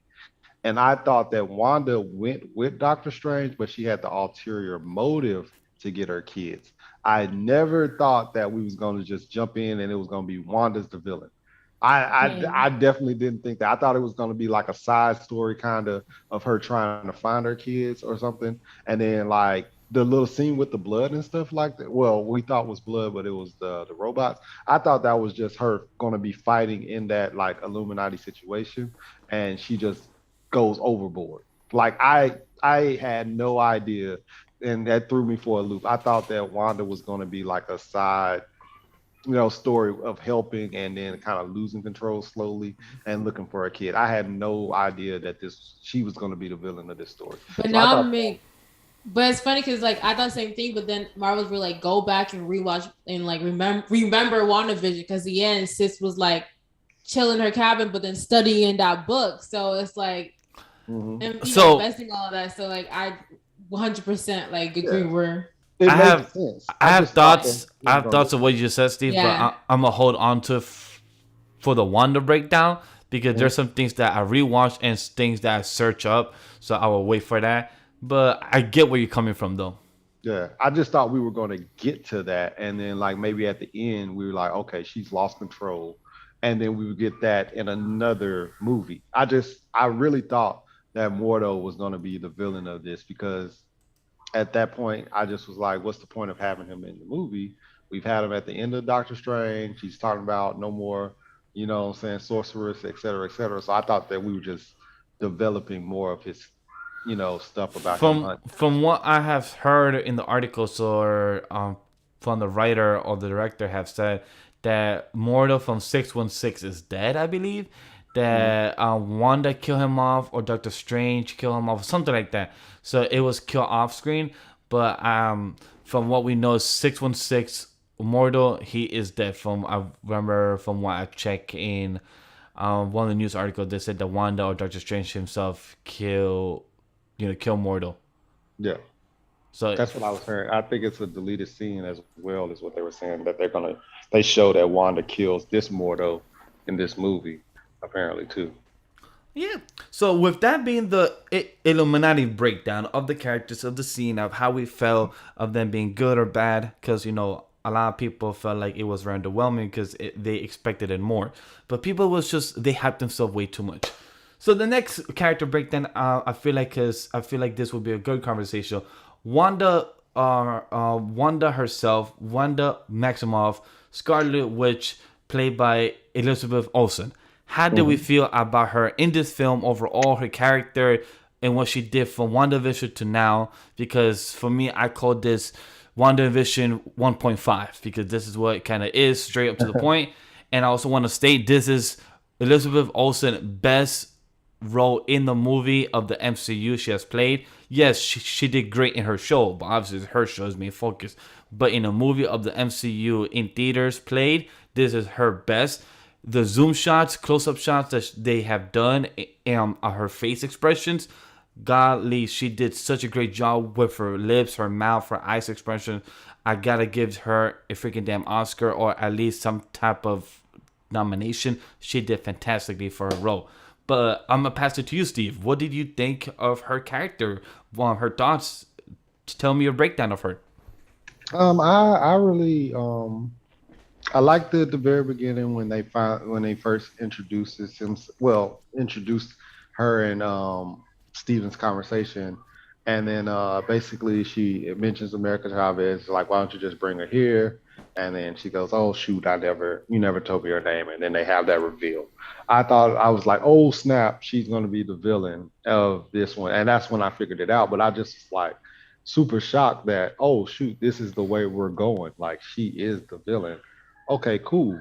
And I thought that was really, really sick the way that they did it. And then we get the black fingertips and everything like that, her using the dark hole, which I think that attention to detail that Marvel and Disney are doing is pretty dope, because they did it to Agatha Harkness inside of WandaVision. And then even the Doctor Strange, or the Dark Doctor Strange, he had black fingertips. So they made sure that, you know what I'm saying, you got to see that. And they played pretty good attention to detail to that. But I really enjoyed that. I appreciated the conversation. One of the best lines of the movie to me, I know y'all was saying Wanda's speeches weren't hitting, but the best line was, do you have a wife? Do your kids have a mother? You know what I'm saying? Because she's like, I'm about to kill you, and I don't want them kids to grow up without a parent. So, you know what I'm saying, she can raise the kid. You know what I'm saying? And so I thought that was like one of the better lines of the movie.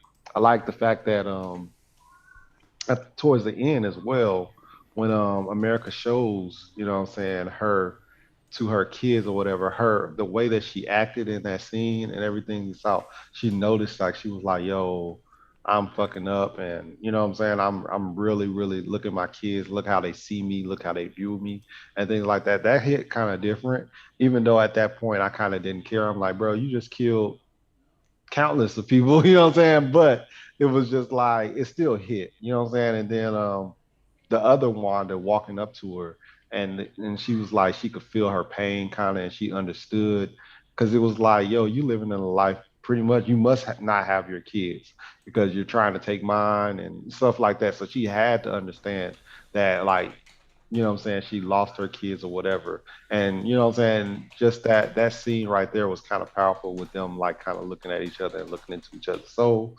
And with phase 4 in general, most of the story has been, to me, what I've been noticing is like a lot of the, you know, you find peace within yourself and things like that. You got the different Peter Parkers, you got Oscar Isaac and his different personalities with Moon Knight. You got this with WandaVision. You got the other Strangers, things like that. Like, there's just different. Oh, with Loki and his alternates and everything as well.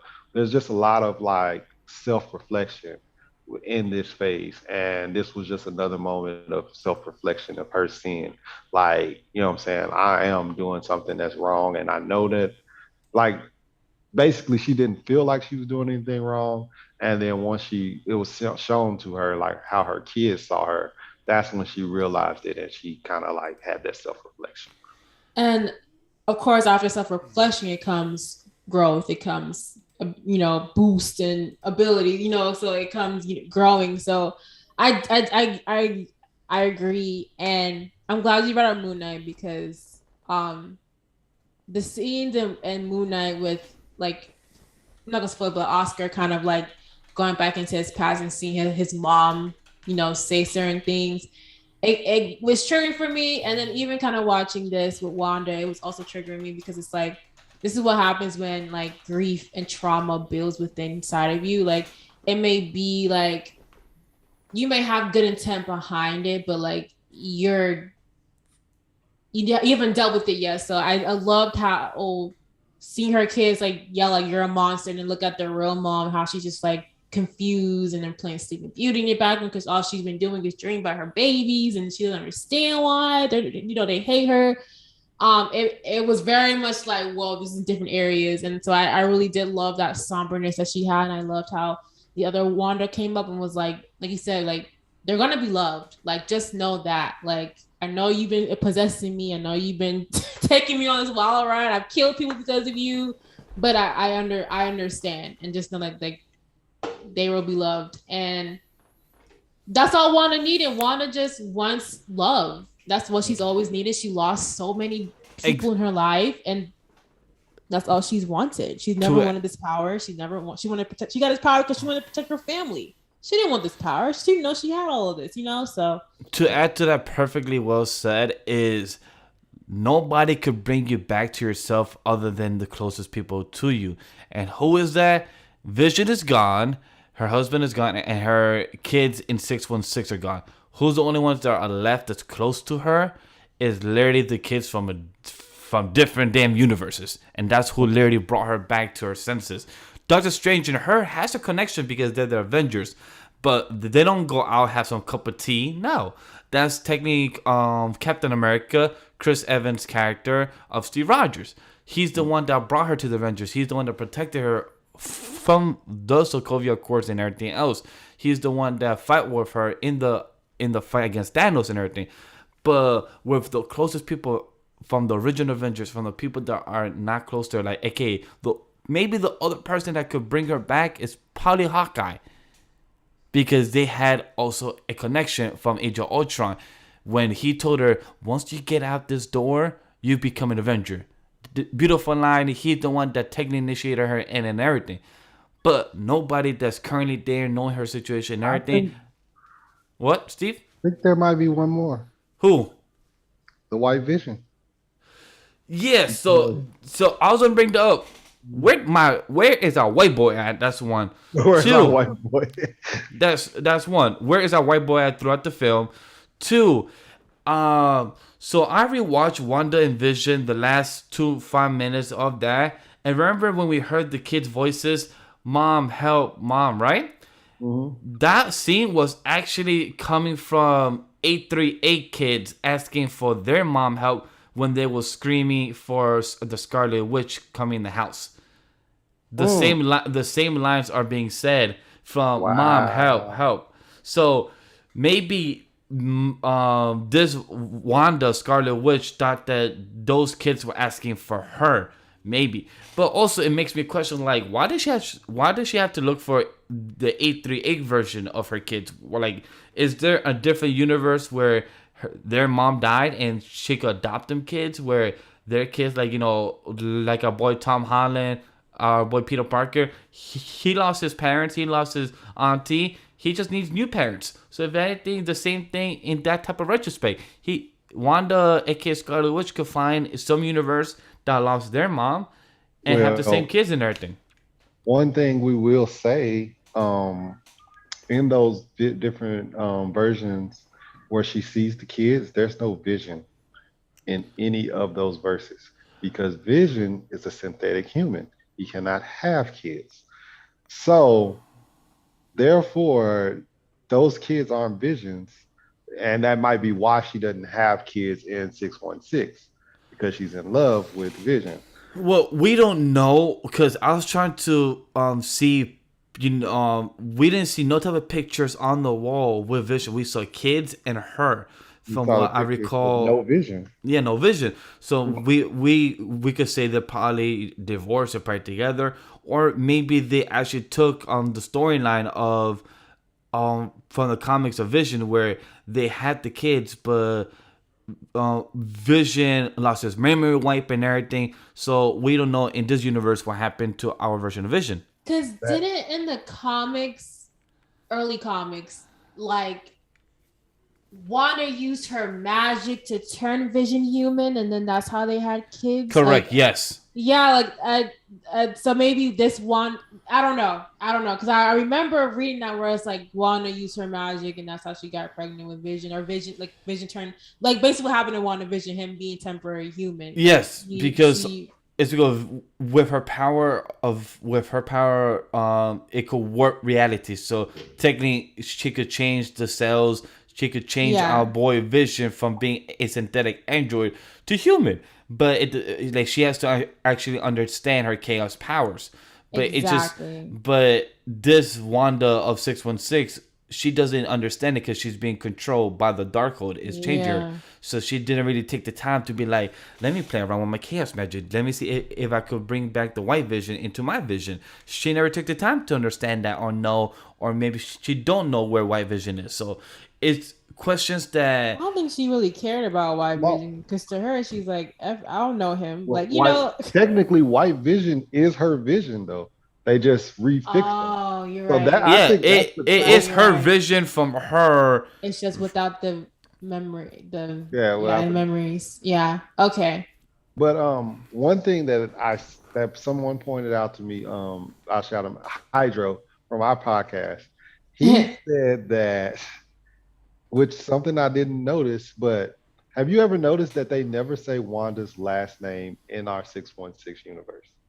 But in this movie, Professor X, when he reaches out to the Wanda of 838, he says Wanda Maximoff. Wanda Maximoff is the daughter of Magneto. Yes. So in that universe, her dad is Magneto. So she's a mutant. So she's a mutant. So Wanda was looking for mutants, and that's where JB was right about setting up for House of M.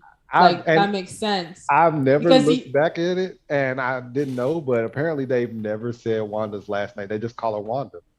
That makes sense, right? Because because like Wanda, oh my god, because like growing up in where she went, like, you know, I thought it was like, okay, another like one, but no, that could be like where her and her dad have like they going through like war or whatever through. Oh my god, that does make sense.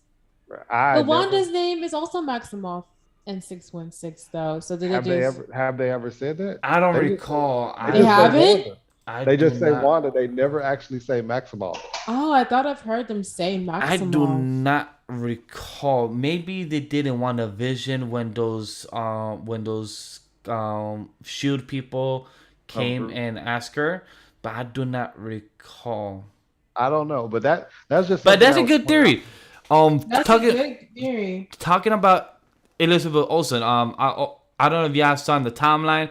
But I'm sorry. I checked and it says Wanda Maximoff and Avengers Endgame, so I don't think it says Wanda Maximoff. But did they actually say her name?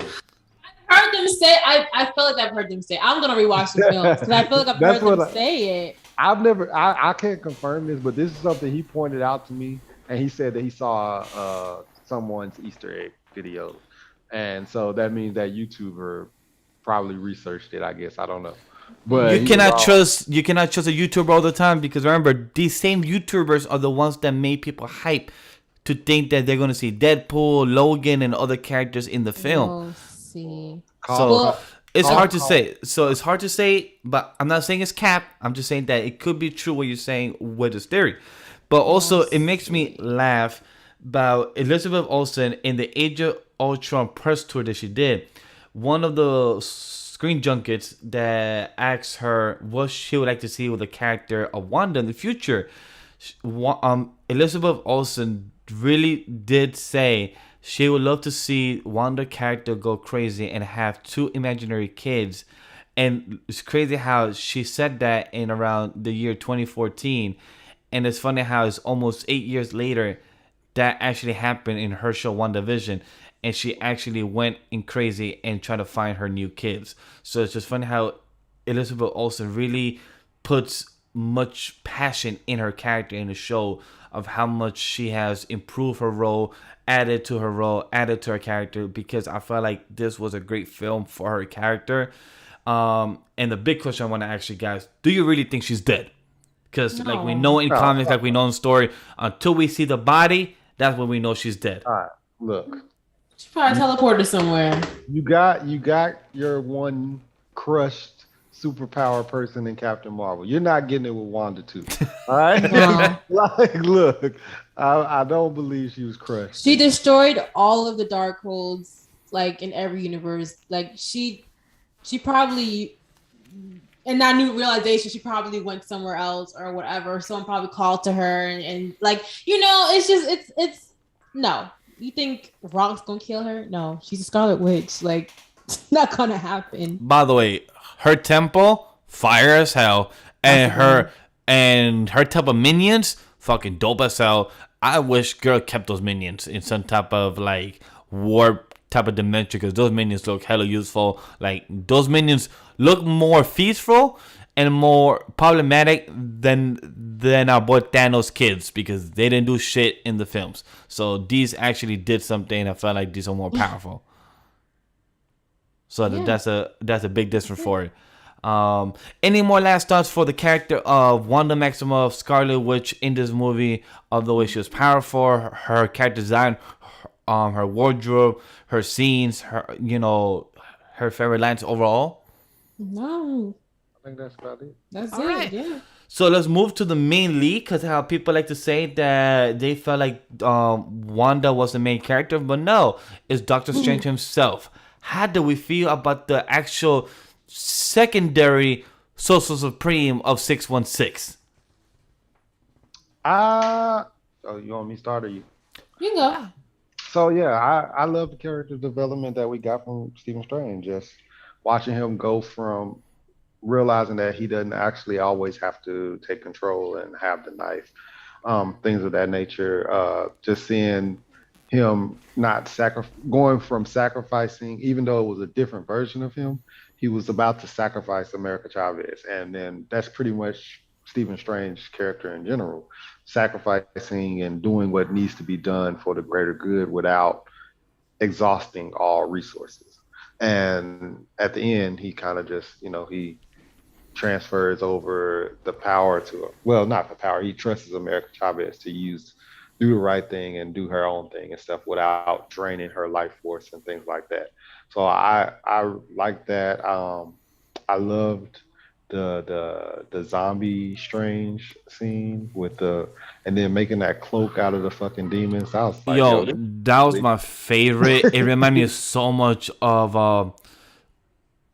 the Reapers from Flash. Yeah. I thought the same thing, bro. Yeah. I was like, they trying to get it.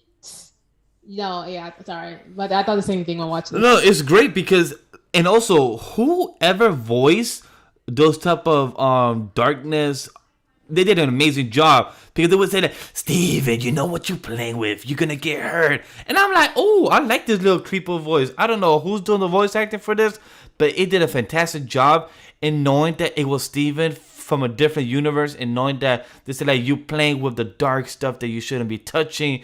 You should get out this body and everything. But one thing I would say, they was very lazy with some scenes with the makeup with Zombie Strange. Like, y'all got lazy with some of those scenes. But still, Zombie Strange, amazing with the cloak. Steve, I agree. It was fantastic. It was like, so this is what it looked like. He was technically not a bad guy. He was technically used from a different version of 616. So it was a dope scene that happened. But Steve, continue. One of my favorite like sleeper lines. Well, not like a sleeper line. It was like a curious line. Doctor Strange buries the other Doctor Strange, and Wong was all like, "What the heck?" And then he's all like, "No, America Chavez is like, you're just gonna bury him." And then he's like, "I've buried worse things than this." And that raised my curiosity of what all have we missed and what's off screen that we haven't got to see that Doctor Strange has done, because burying yourself is a deep, dark thing to bury yourself. And for you to say, "I've buried worse than this," that raised my curiosity to be like, I'm pretty intrigued. I don't know what it could be. Maybe I'm diving too much into it, but I thought that was a very peculiar line for me. I was like, all right, I want to know what the fuck, is going on with that. But yeah, overall, I really like Doctor Strange's character. I loved him pulling out his cloak out of his handkerchief at the wedding. I thought that was whatever as the handkerchief. That was pretty cool.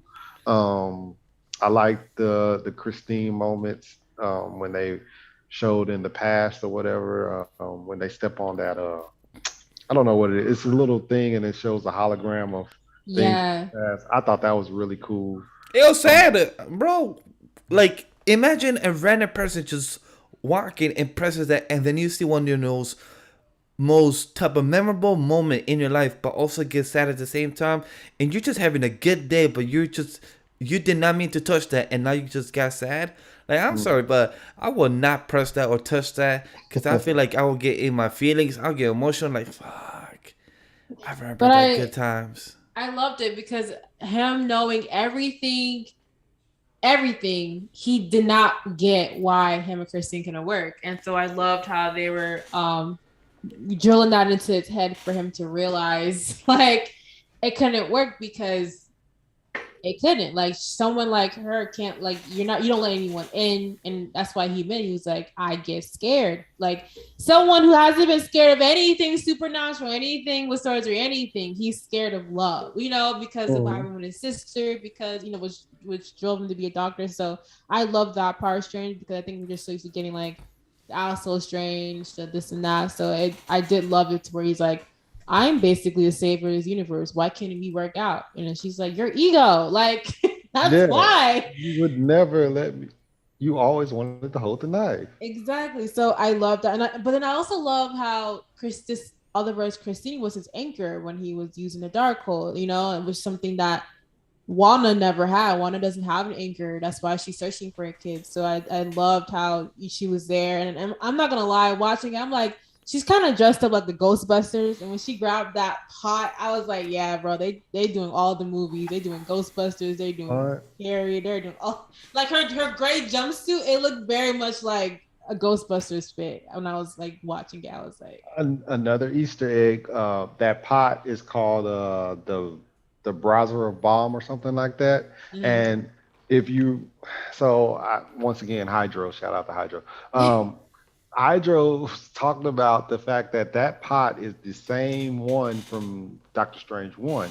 And Doctor Strange 1, in the first Doctor Strange, he picks up that pot, and the villain in that one, in the first one, he gets kind of shook. And Doctor Strange just kind of swings it at him like to hit them in the head with the pot. Yeah, I remember. And that villain is like, you don't even know what that is, do you? And then Doctor Strange is like, yeah, of course I do. You know what I'm saying? But in reality, he could have fucking murdered him. That could have been the end of the movie, like halfway through the movie, had Doctor Strange known what that pot was, because it just vaporized you and sent you. Wow. And that's great that this Christine knew, and she knew that, and which shows war, where it's like, you don't know everything, you don't know. So who else? It shows their relationship. Her and Doctor Strange must have been really close in their universe for her to already know what that is and stuff like that too. True. I feel bad for this man because he has never been with one Christine out of all the I believe American Chavez said that she has met 73 Doctor Strange, and not one of them is with Christine. Like, bro, you have this many versions of yourself, and you are actually not with Christine, which for those that have known the comics, Christine is his first love, but not his true love. His true love is Clea, who we meet in the end credits. What's for you will be for you, and that ain't your wife, sir. So I'm crying. That's what it is. So I can't wait for us to talk about the end credit in a bit. And for those that don't know or do know, we'll discuss who Clea is, but we will get down to that in a few.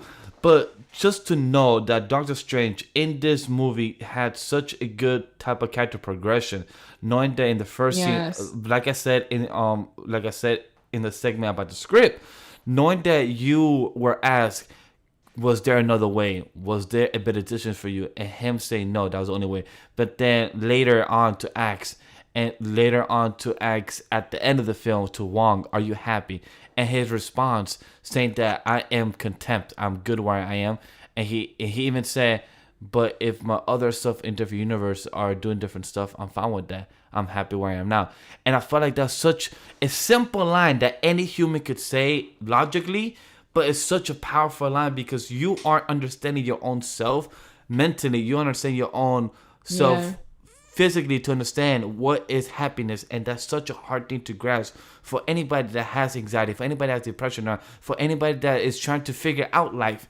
That's such a true feeling, because that's why I like this film very much. Yes, it's not my top 5 MCU film or top 10, but I would say it's my top 15. I don't know where it ranks, but I would say that because of that line, because of what Kevin Feige did for us to understand his character about, are you happy? And also there's more than one way to do something.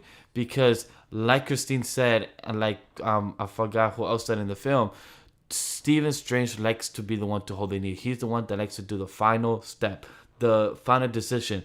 And for Wong, a person who always tells him that Strange, there's another way. It doesn't have to be that.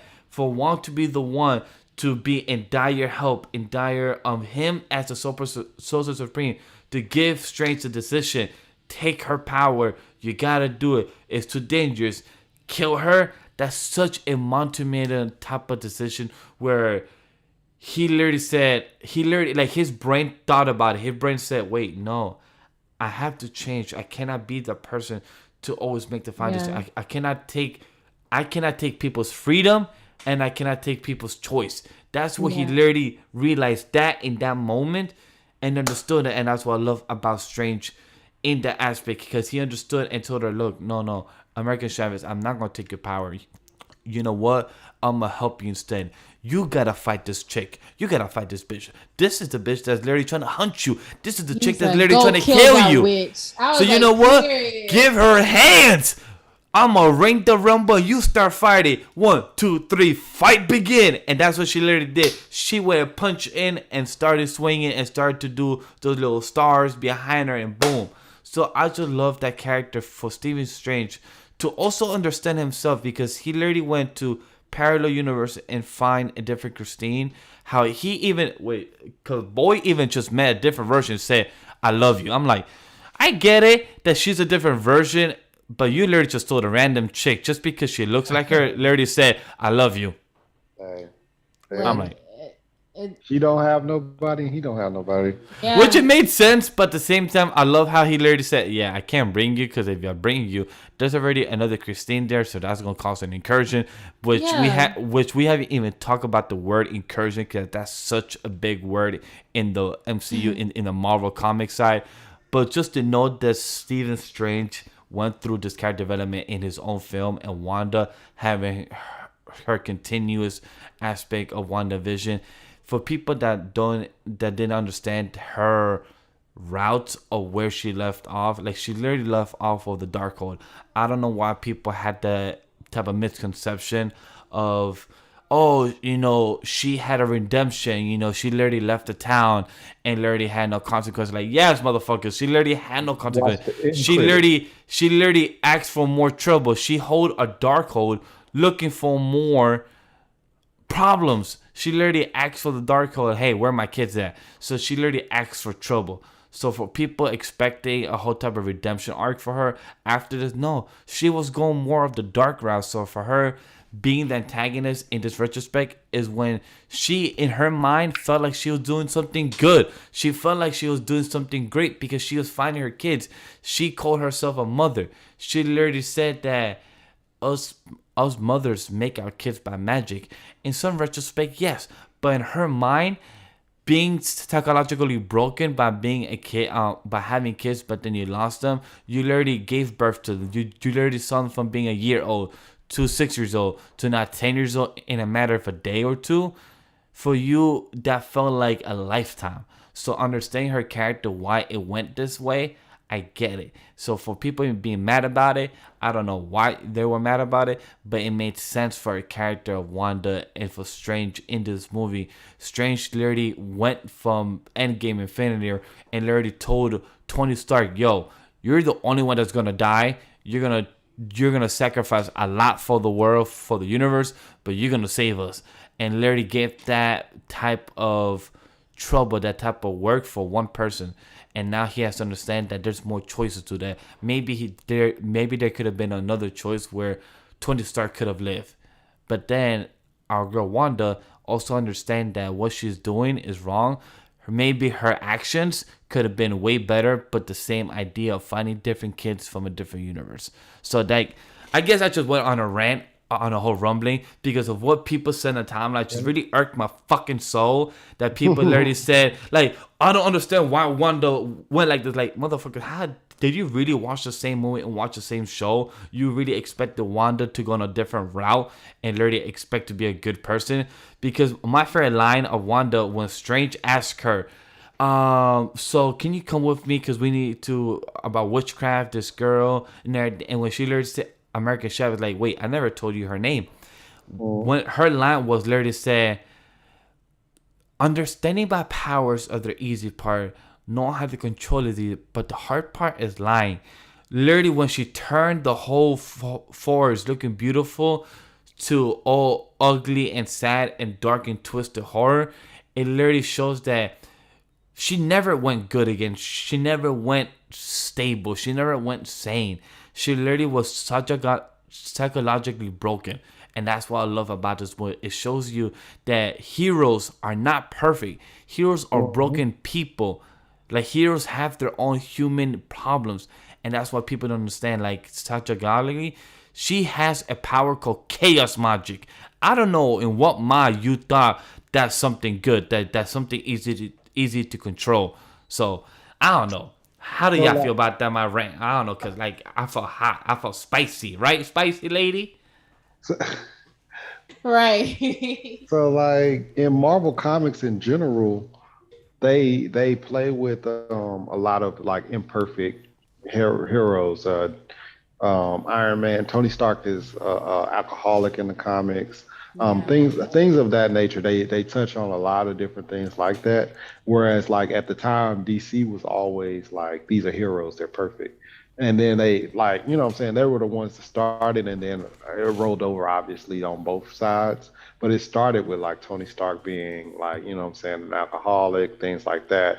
You had if I'm not mistaken, what's the name, Incredible Hulk, Bruce Banner was like, I can't live like this. I want to kill myself. So he had like the suicidal thoughts and things like that. So they had like characters that weren't perfect. They were imperfect heroes, and they're still doing it, but they're doing it on a different level now with how Wanda is like dealing with it, and DID with Moon Knight and things like that. So they still have these characters, and they're still dealing with them in a different way. They're just not showing the alcoholism and things like that because of the mouse probably, but they're still showing different ways of imperfection.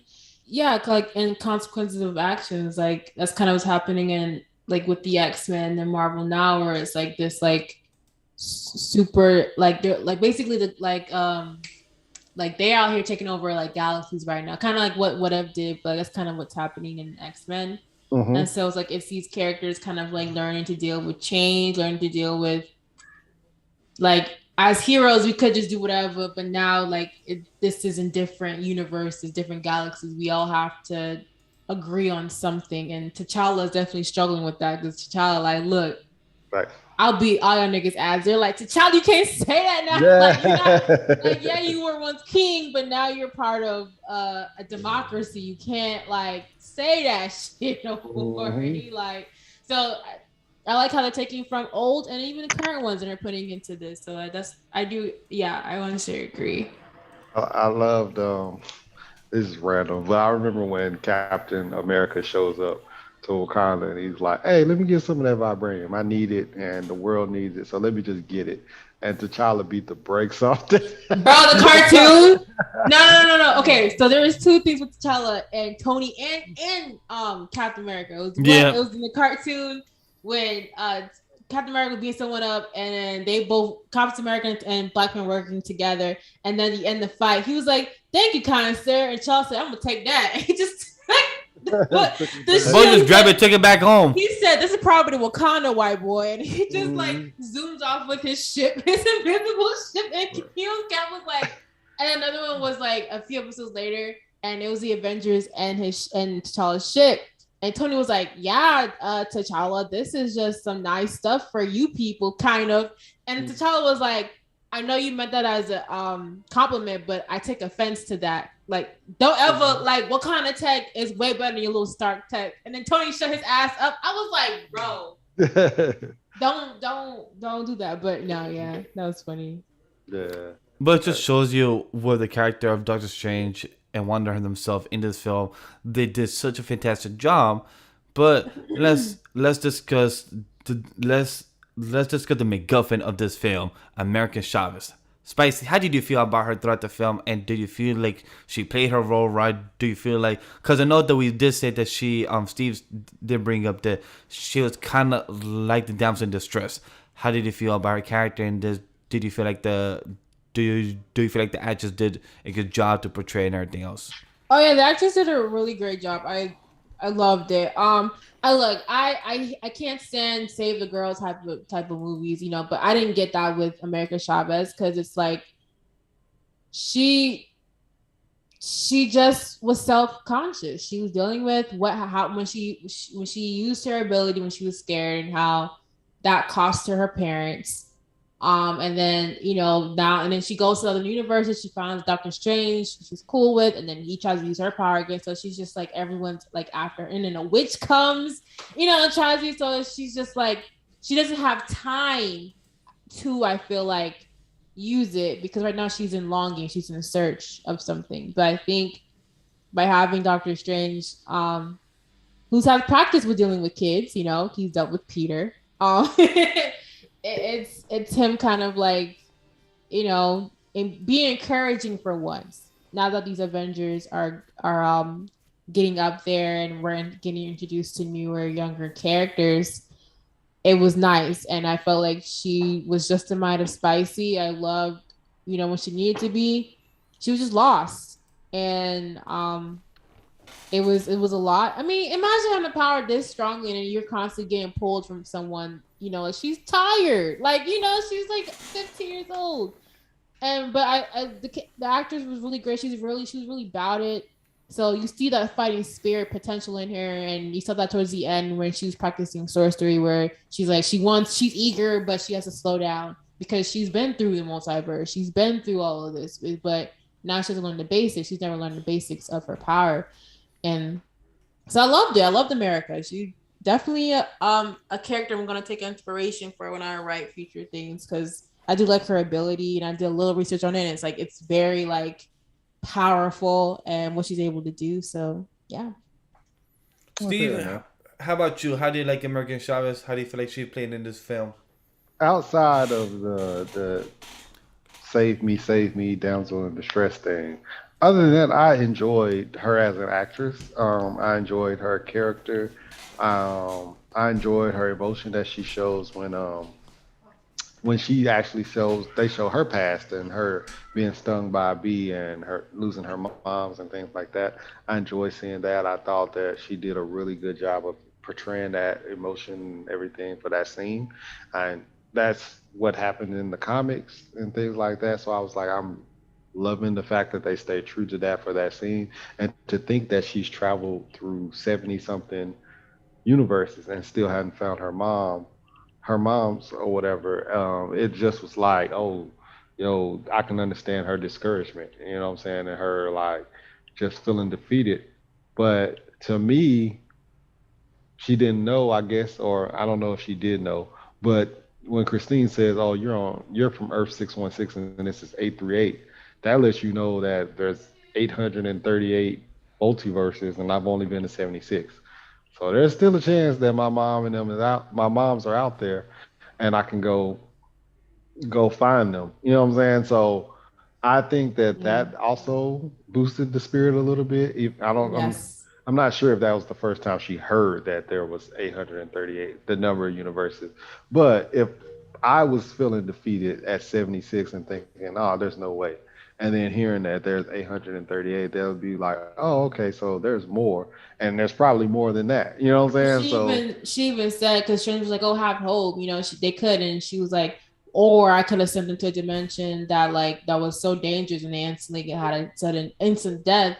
She was caught up in her head, so I think that, yeah, like you said, that probably did like give her a little hope to be like, okay, and what Strange was trying to do too. So yeah. Mhm. So I mean, and I enjoyed her for that part, and for her. So it was interesting that she stayed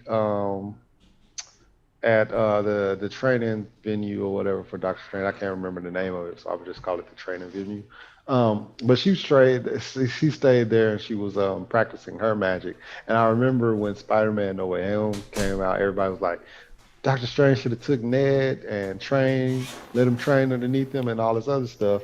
And then for this to play out and then someone else is actually training under him, I feel like it's a small consolation prize of like, yeah, you're not getting Ned, but you're getting a more powerful character training and doing sorcery. So once she actually gets it down, she's actually gonna be OP as fuck.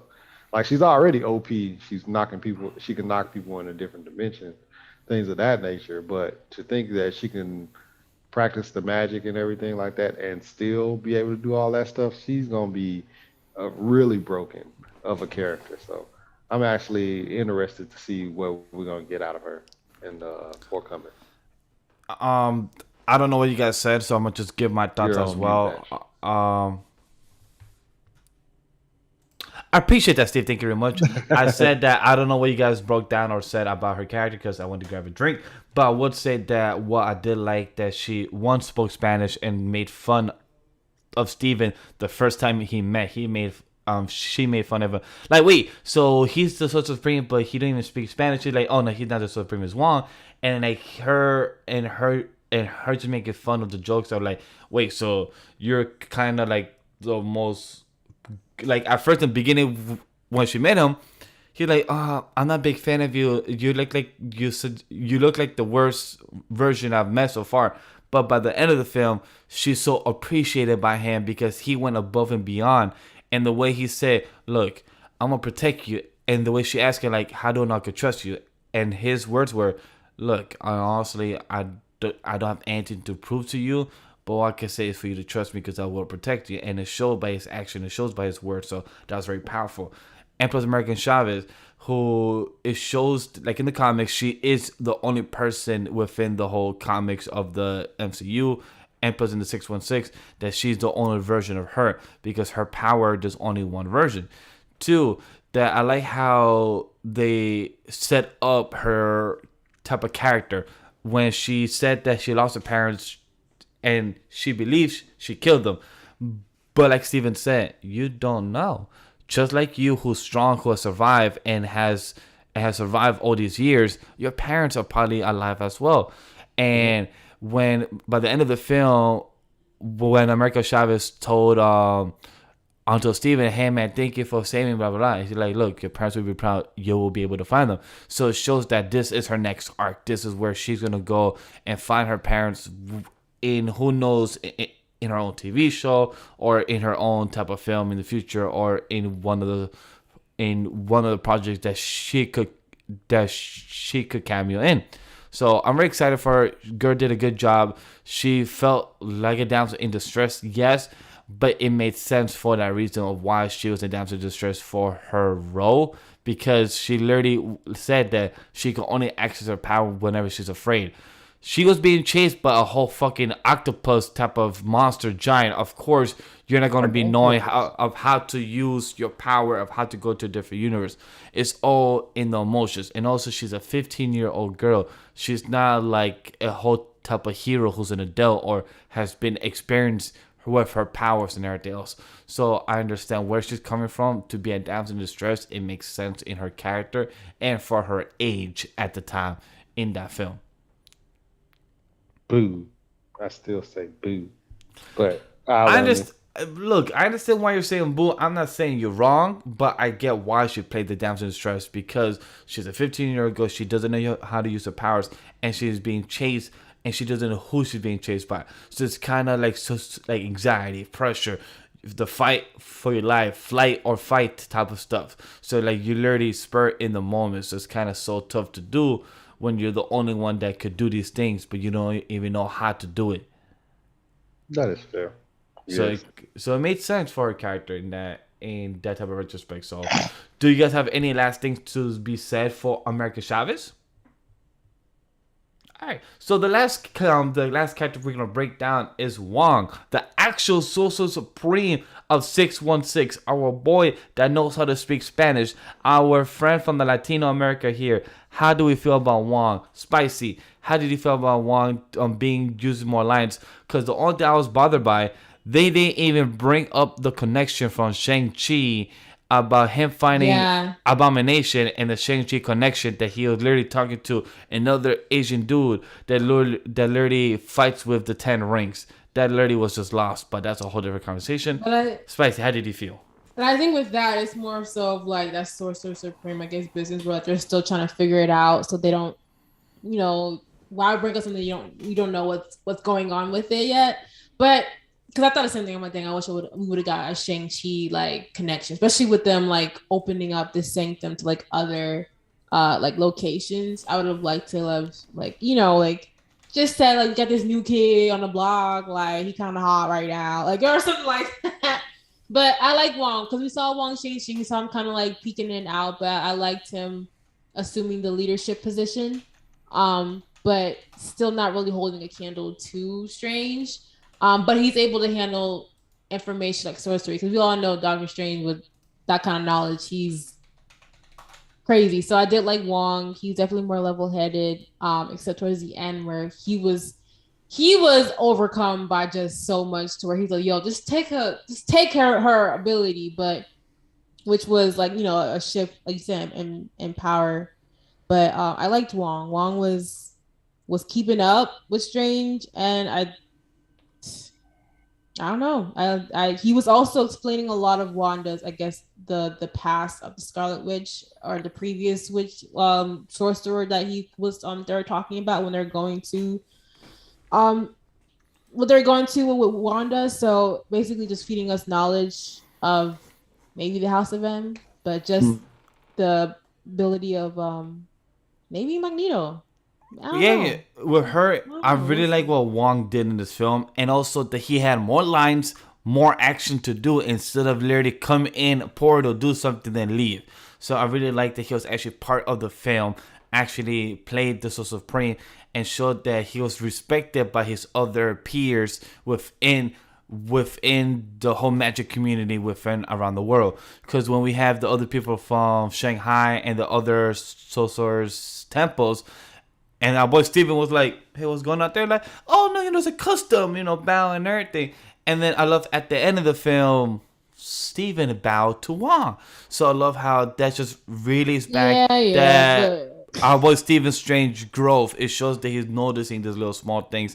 Yeah, it's not big things, but those little things matters. So it shows that Wong is being a good type of influence to Strange and still type of teaching him these lessons since the Ancient One has left him. So I love how Wong has been putting that type of teacher role, knowing that he is a Sorcerer Supreme, but who's the better at the master of the mystic arts is technically Stephen Strange. So I love how Wong continues to improve. And by the way, he was holding his own against the Scarlet Witch in her type of House of M temple against those 4 big giants, because for a second, no lie, I thought Wong died, but I'm like, nah, they can't kill him off screen. Yeah, like I'm like, yeah, I can't kill him off screen. But then seeing that he was literally on the cliff, like, all right, cool, you survive. So it shows that this man is still trying to give it, and him literally throwing like a little stab on the dude type of rock and literally taking him down. Like, all right, cool, Wong, you got them skills and you are a fighter. You're not giving up. So I really like how Wong put them hands. He literally was a magic, and it shows that why he has a title of Sorcerer Supreme for that reason. Thanks. Steve, how did you feel about our boy Wong? So remember, I said that I thought Wong was going to die. You did say that. That's why I was just about to ask you. Are you happy he didn't die? Are you happy our boy is still the Sorcerer Supreme? I was okay that he didn't die. I still think I'm still of the belief that he will die. Maybe he'll die later on, but the Sorcerer Supreme is Doctor Strange, Stephen Strange, and then he passes it to Clea. So now that we've introduced Clea, it's like Wong can't hold on to that title much longer. You know what I'm saying? But for this movie, I was like, okay, when he was fighting the Scarlet Witch and she threw him off the cliff before they like decided to off screen it or whatever, I was thinking, oh, this is where he dies. I was like, this is it, because I was like, they're giving us him in Shang-Chi, they're giving us some in Spider-Man, they're giving us pieces of that, some funny moments from him. But all in all, like, there's no way that Wong can keep the title of Sorcerer Supreme, and I don't believe that he just is going to hand it over to Stephen Strange. So since I don't believe that he's just going to hand it over, there's only one way for him to lose that title, and it means that he would have to die, unfortunately. And but yeah, I just was thinking that. But overall, I enjoyed this character. I love Wong. I like as far as like top tier side characters, it's the guy from Ant-Man that narrates the story. Then it's Wong and Ned as far as my top side characters. So Wong is at number two for me, and yeah, I thought that he did pretty well. I love the fact that um he put up a good fight against Scarlet Witch. I love his in the comic books his love interest, the one that sacrificed herself to destroy the Darkhold. She's his like girlfriend or wife or something like that in the comics or whatever. So I love that they kind of touched on it. I wish they kind of would have expanded a little more on that, just to give Wong a little bit more story drill. But I don't know. I really thought that it was cool. I think maybe they give us a Wong TV series, possibly, or even some kind of like TV series with the magicians and things like that, which would be interesting. And then that way he can ride off into the sunset in Secret Wars or something like that. But yeah. It is possible with what Wong could do, and it's pretty interesting because even we don't know what he has been doing for the past 5 years.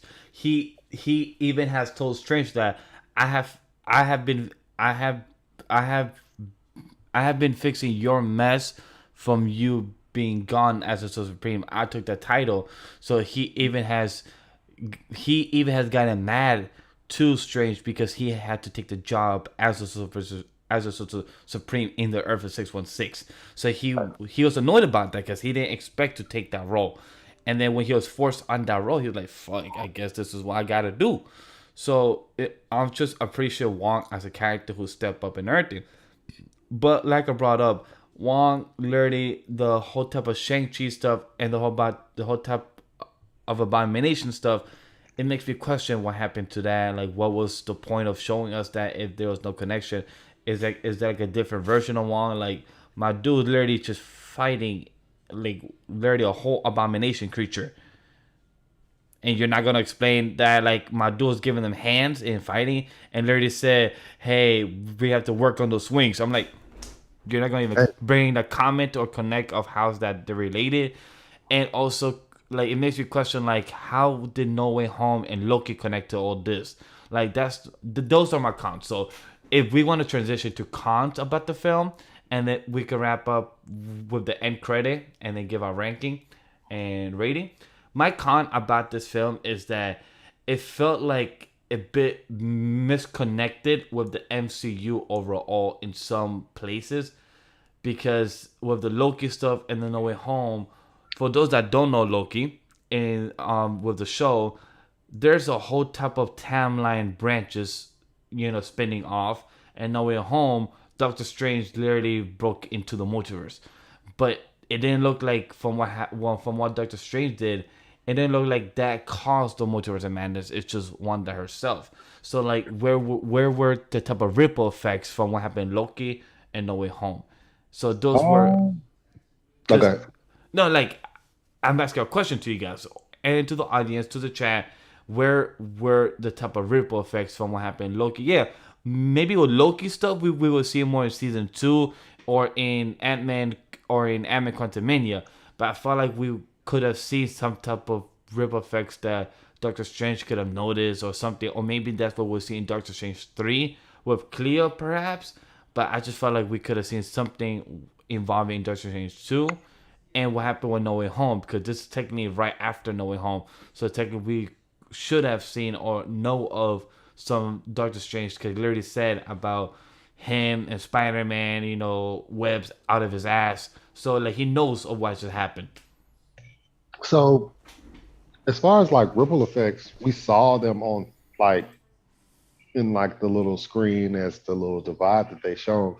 but we don't necessarily know how these ripple effects took place.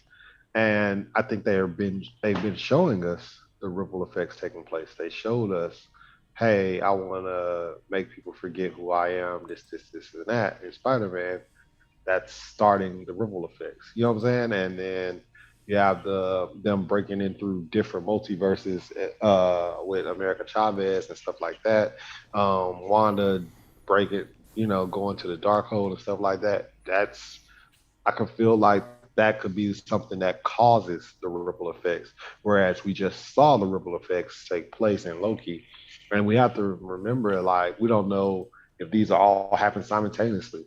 Loki looking and then seeing the ripple effects could have been something that he saw, and then as he saw it, Doctor Strange and them are making their wish and everything with Spider-Man and stuff like that, and so forth and so forth. So I would say that possibly, what I'm saying, these are the ripple effects, and we're just getting them simultaneously in a sense. You know what I'm saying? Also, I guess one of the what was the con that you said? You said that you were wondering how it ties in. Yeah, like for example, No Way Home with the whole type of break into the multiverse. You got Toby, you got the version of Andrew Garfield and everything. Like we saw his variants of Tom Holland of Peter Parker, but that didn't really give a whole type of branch or break into Doctor Strange 2 since that was the next film. So like, not saying that it was directionless like how the timeline is, but I was hoping to see some type of connection with it. Like, for example, with Internals, a whole fucking type of Titan was about to come out of the planet Earth. A hand is literally in the coast of water, I think of Hawaii. A whole hand is literally out of a whole planet Earth. You can see it from space. I bet you Nick Fury is like, motherfuckers, what the fuck are they doing down there having a whole hand down there? What the hell happened? So it's like strange. Like, I'm not saying we need to see some type of TV footage, but at least like we're in the phase 4. We're after this, Hawk and everything else. How do you feel about this, Spicy, as well? I agree with what Steve said. I look, when it comes to what was being taught in Loki in this, that's gonna hurt my brain. So I don't really do too much thinking about that. But I think I do agree with where it's like that happened first, and then what we're seeing is like kind of like after all of that, and yeah, and that's what's leading up to like other things, which is what we're gonna see. I guess the intensity of both those things happening, and for the fact that like Loki's getting season 2, I'm looking forward to like how they're gonna add in what's happened in Multiverse of Madness into Loki, or if they even do. But other than that, yeah, it's cool. I'm interested to see what happens. All right. Since my brain hurt. I totally get it. I totally get it. You ain't wrong on that type of scenario. So now the last thing to break down is that damn end credit scene, like Steve brought up, the incursions. So I'm glad we didn't bring the word incursions up until this perfect end credit scene. So Steve, since you brought the word up incursions earlier and you brought up Clea, talk about it first. How did you feel about it? Do you know of the character? Want to talk about the character? Start us off first. So I didn't know very much about the character as the end credit happened. Oh, okay. Since then, yeah, I've researched and nice. Okay. Done a lot of readings. Well, not reading, but character explanation videos. She is the niece of Dormammu. Yeah, niece of Dormammu. When you watch the video, the scene when she kind of cuts through space, it's a very purplish type of galaxy that she cuts through, that her and Steven go through. And I really feel like when she said you caused the incursion, I think that's her way of getting Doctor Strange's attention. When we go in there in that universe, I feel like they're gonna come out of that universe. She's gonna be like, "This is my fucking uncle, and look what you did. You got him in a loop. Get him out."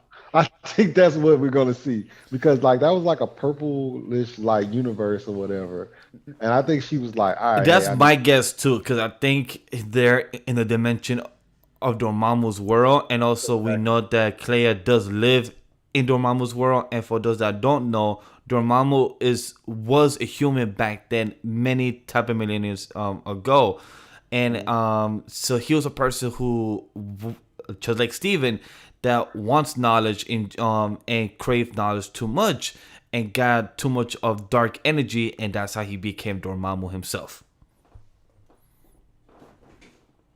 Yeah, so that's pretty much what I think with that. I think that they're going to stop Dormammu from being in this infinite loop.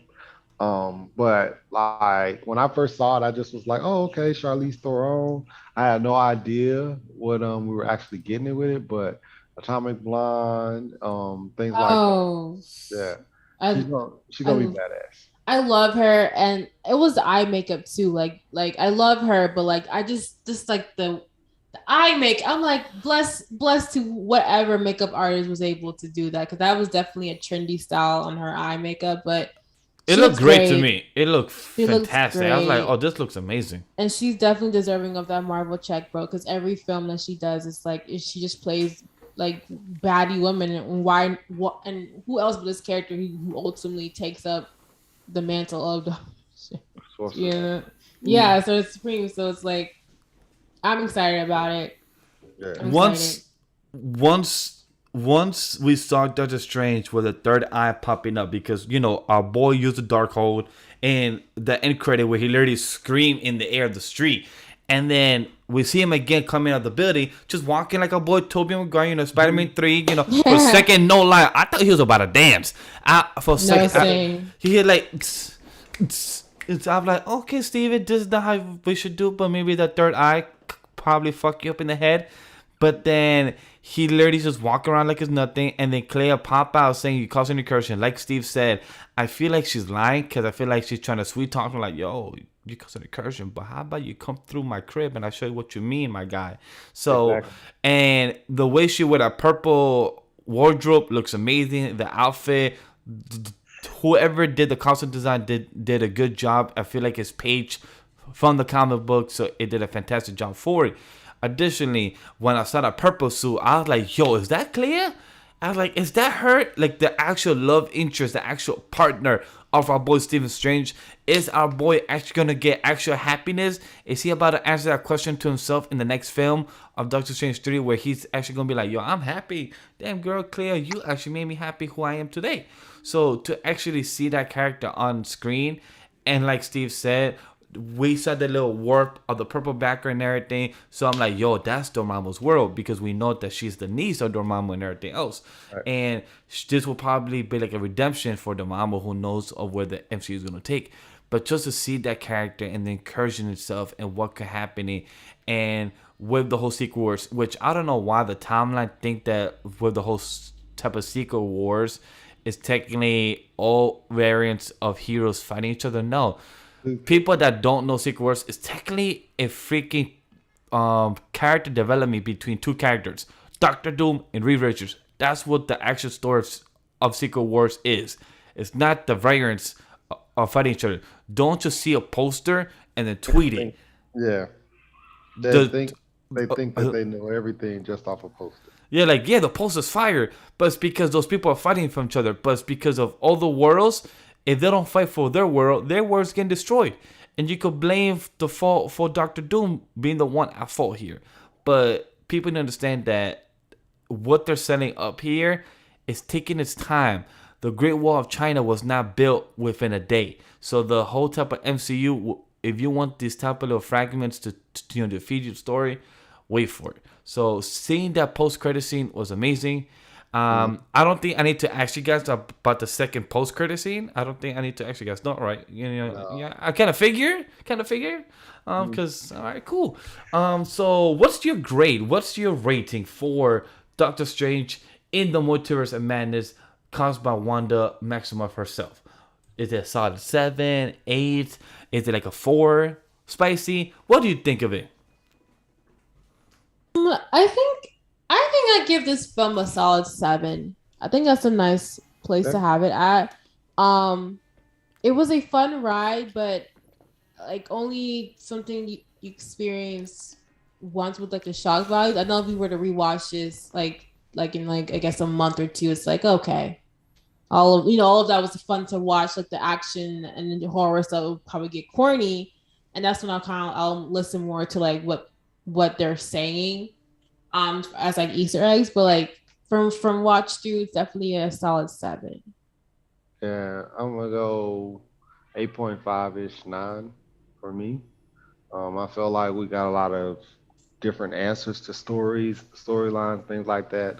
Um, I am of the belief that John Krasinski is coming back. I hope I think so.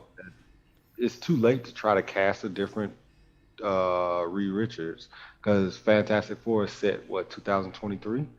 So at the end, so that means that it's here. Like you know what I'm saying? They're already either working on it or they wrapping that shit up. So John Krasinski is our Reed Richards. So I love that.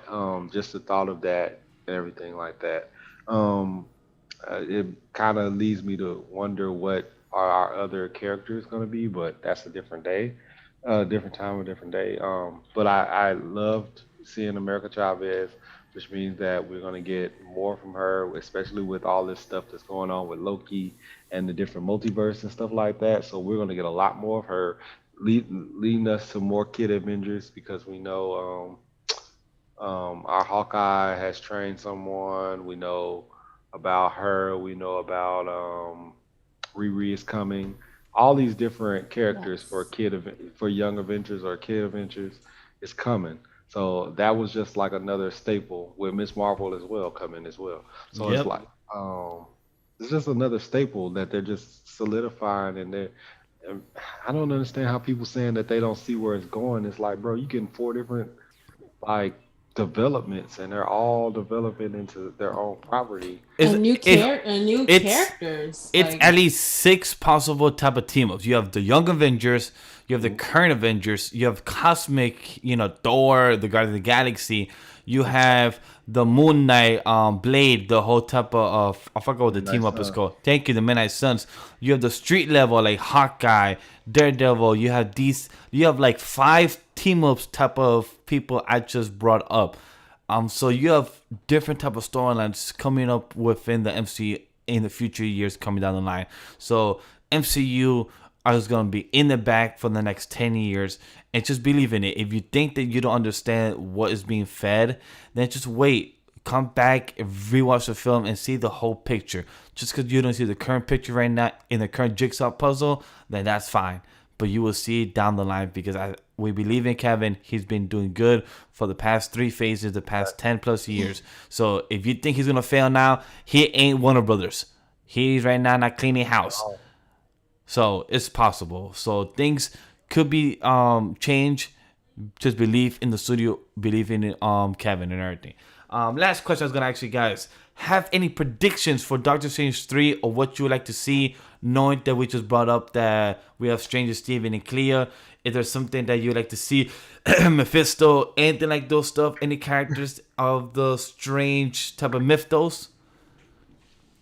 For me, no, I don't have any predictions because look how long of the gap it was from this one to this one, from one to two. I never would have thought after watching Doctor Strange 1 that in Doctor Strange 2 we would begin the Illuminati and all this other stuff. So I had no idea. I don't feel like Doctor Strange 3 is just going to be right around the corner. I feel like it'll be some time. And by that time, it might be a whole different storyline that has developed. So I have no idea what I would want for Doctor Strange 3, but or what I think will happen in Doctor Strange 3, but some things that I would want. What I really, really want is which I know that it's not going to happen because it's a side character story, but I would love a Doctor Strange, Doctor Doom having to team up because of some nonsense that happened, and they basically had to do their partnership or whatever to fix for the greater good, like how we've been talking about throughout this whole episode. So I wouldn't mind seeing some interactions with him and Doctor Doom. Maybe by then we'll get that, and I would love to see that just to see, you know what I'm saying, Doctor Strange being as cocky as he is, thinking that everything is under control, and then Doctor Doom kind of flexing his muscle like, Yeah, I don't think you understand. Like, you really ain't shit. Like, so I would love to see some stuff like that on screen. For me, I would like to see the interaction of Loki with Strange again from what we saw in Thor Ragnarok because Strange put our boy Loki in a loop for I think 30 minutes or like 3 hours was it? And now Loki knowing that he has more access to different type of power abilities, knowing that he could use different type of manipulation and everything else, I'm curious to see how our boy of magic and type of illusions and everything else fights now towards the Sorcerer Supreme of Stephen Strange. So I'm curious now to see what's the next possibility for him and how he could continue to grow as a person by understanding are you happy? The understanding there's more than one chance and you cannot take away freedom and knowing that you became a hero because of your sister's death. I mean, sorry, you became a surgeon because of your sister's death, but then now why are you still a hero? Why are you still choosing to be a hero? What is it that is holding you there to stay a hero? Is it the people? Is it Christine? Or is it just because you feel guilty? So I'm hoping that's the next type of lesson we learn or see from Stephen Strange because that's something that he also needs to acknowledge of himself. He just wants to get more power. Like that's why he used a dark code. That's why he smiled about the third eye. Because for those that don't know, the of eye of Amagoto, I think I pronounced that wrong.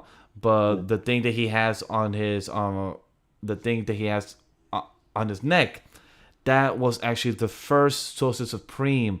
So that third eye is technically nor good or bad. It just depends how you use it. So now it really curious to see if Stephen Strange will be seeing the first Sorcerer Supreme in some type of way in the next film. So I'm also curious about that. That's what I would like to see. If it doesn't happen, I will not be hurt like most type of Marvel fans, but that would be really dope to see. Spicy, got any spicy things that you want to talk about? What you would like to see about Doctor Strange 3, or you just don't have any predictions? I don't have any predictions. I don't want to with what they're doing. You know, I'm starting to give up my predictions as a Marvel fan because I'm starting to see things that I've been wanting to see. So surprise me. All right then. So with that being the case, we have broken down Doctor Strange in the Multiverse of Madness for the past 2 hours and some change, and I'm very happy of how it went. I want to ask you guys, do you have guys that have any last thoughts? Do you guys want to add about the film that we didn't bring up, or you felt like you want to give a quick shout out, character, a line, anything else, or joke, anything about some heads being blown off? I think I'm good. Some heads being blown off. I'm good too, man. I'm all memed out. Yeah. Understood, understood. It seems like we are here speechless out here since we don't want to be cut in half and be Tom longer. So, Spicy, where can the good people find you other than your content on Twitch and everywhere else? Yeah, y'all can find me on Instagram, Spotlight Entertainment. I'm making reels now. You know, it's been a journey.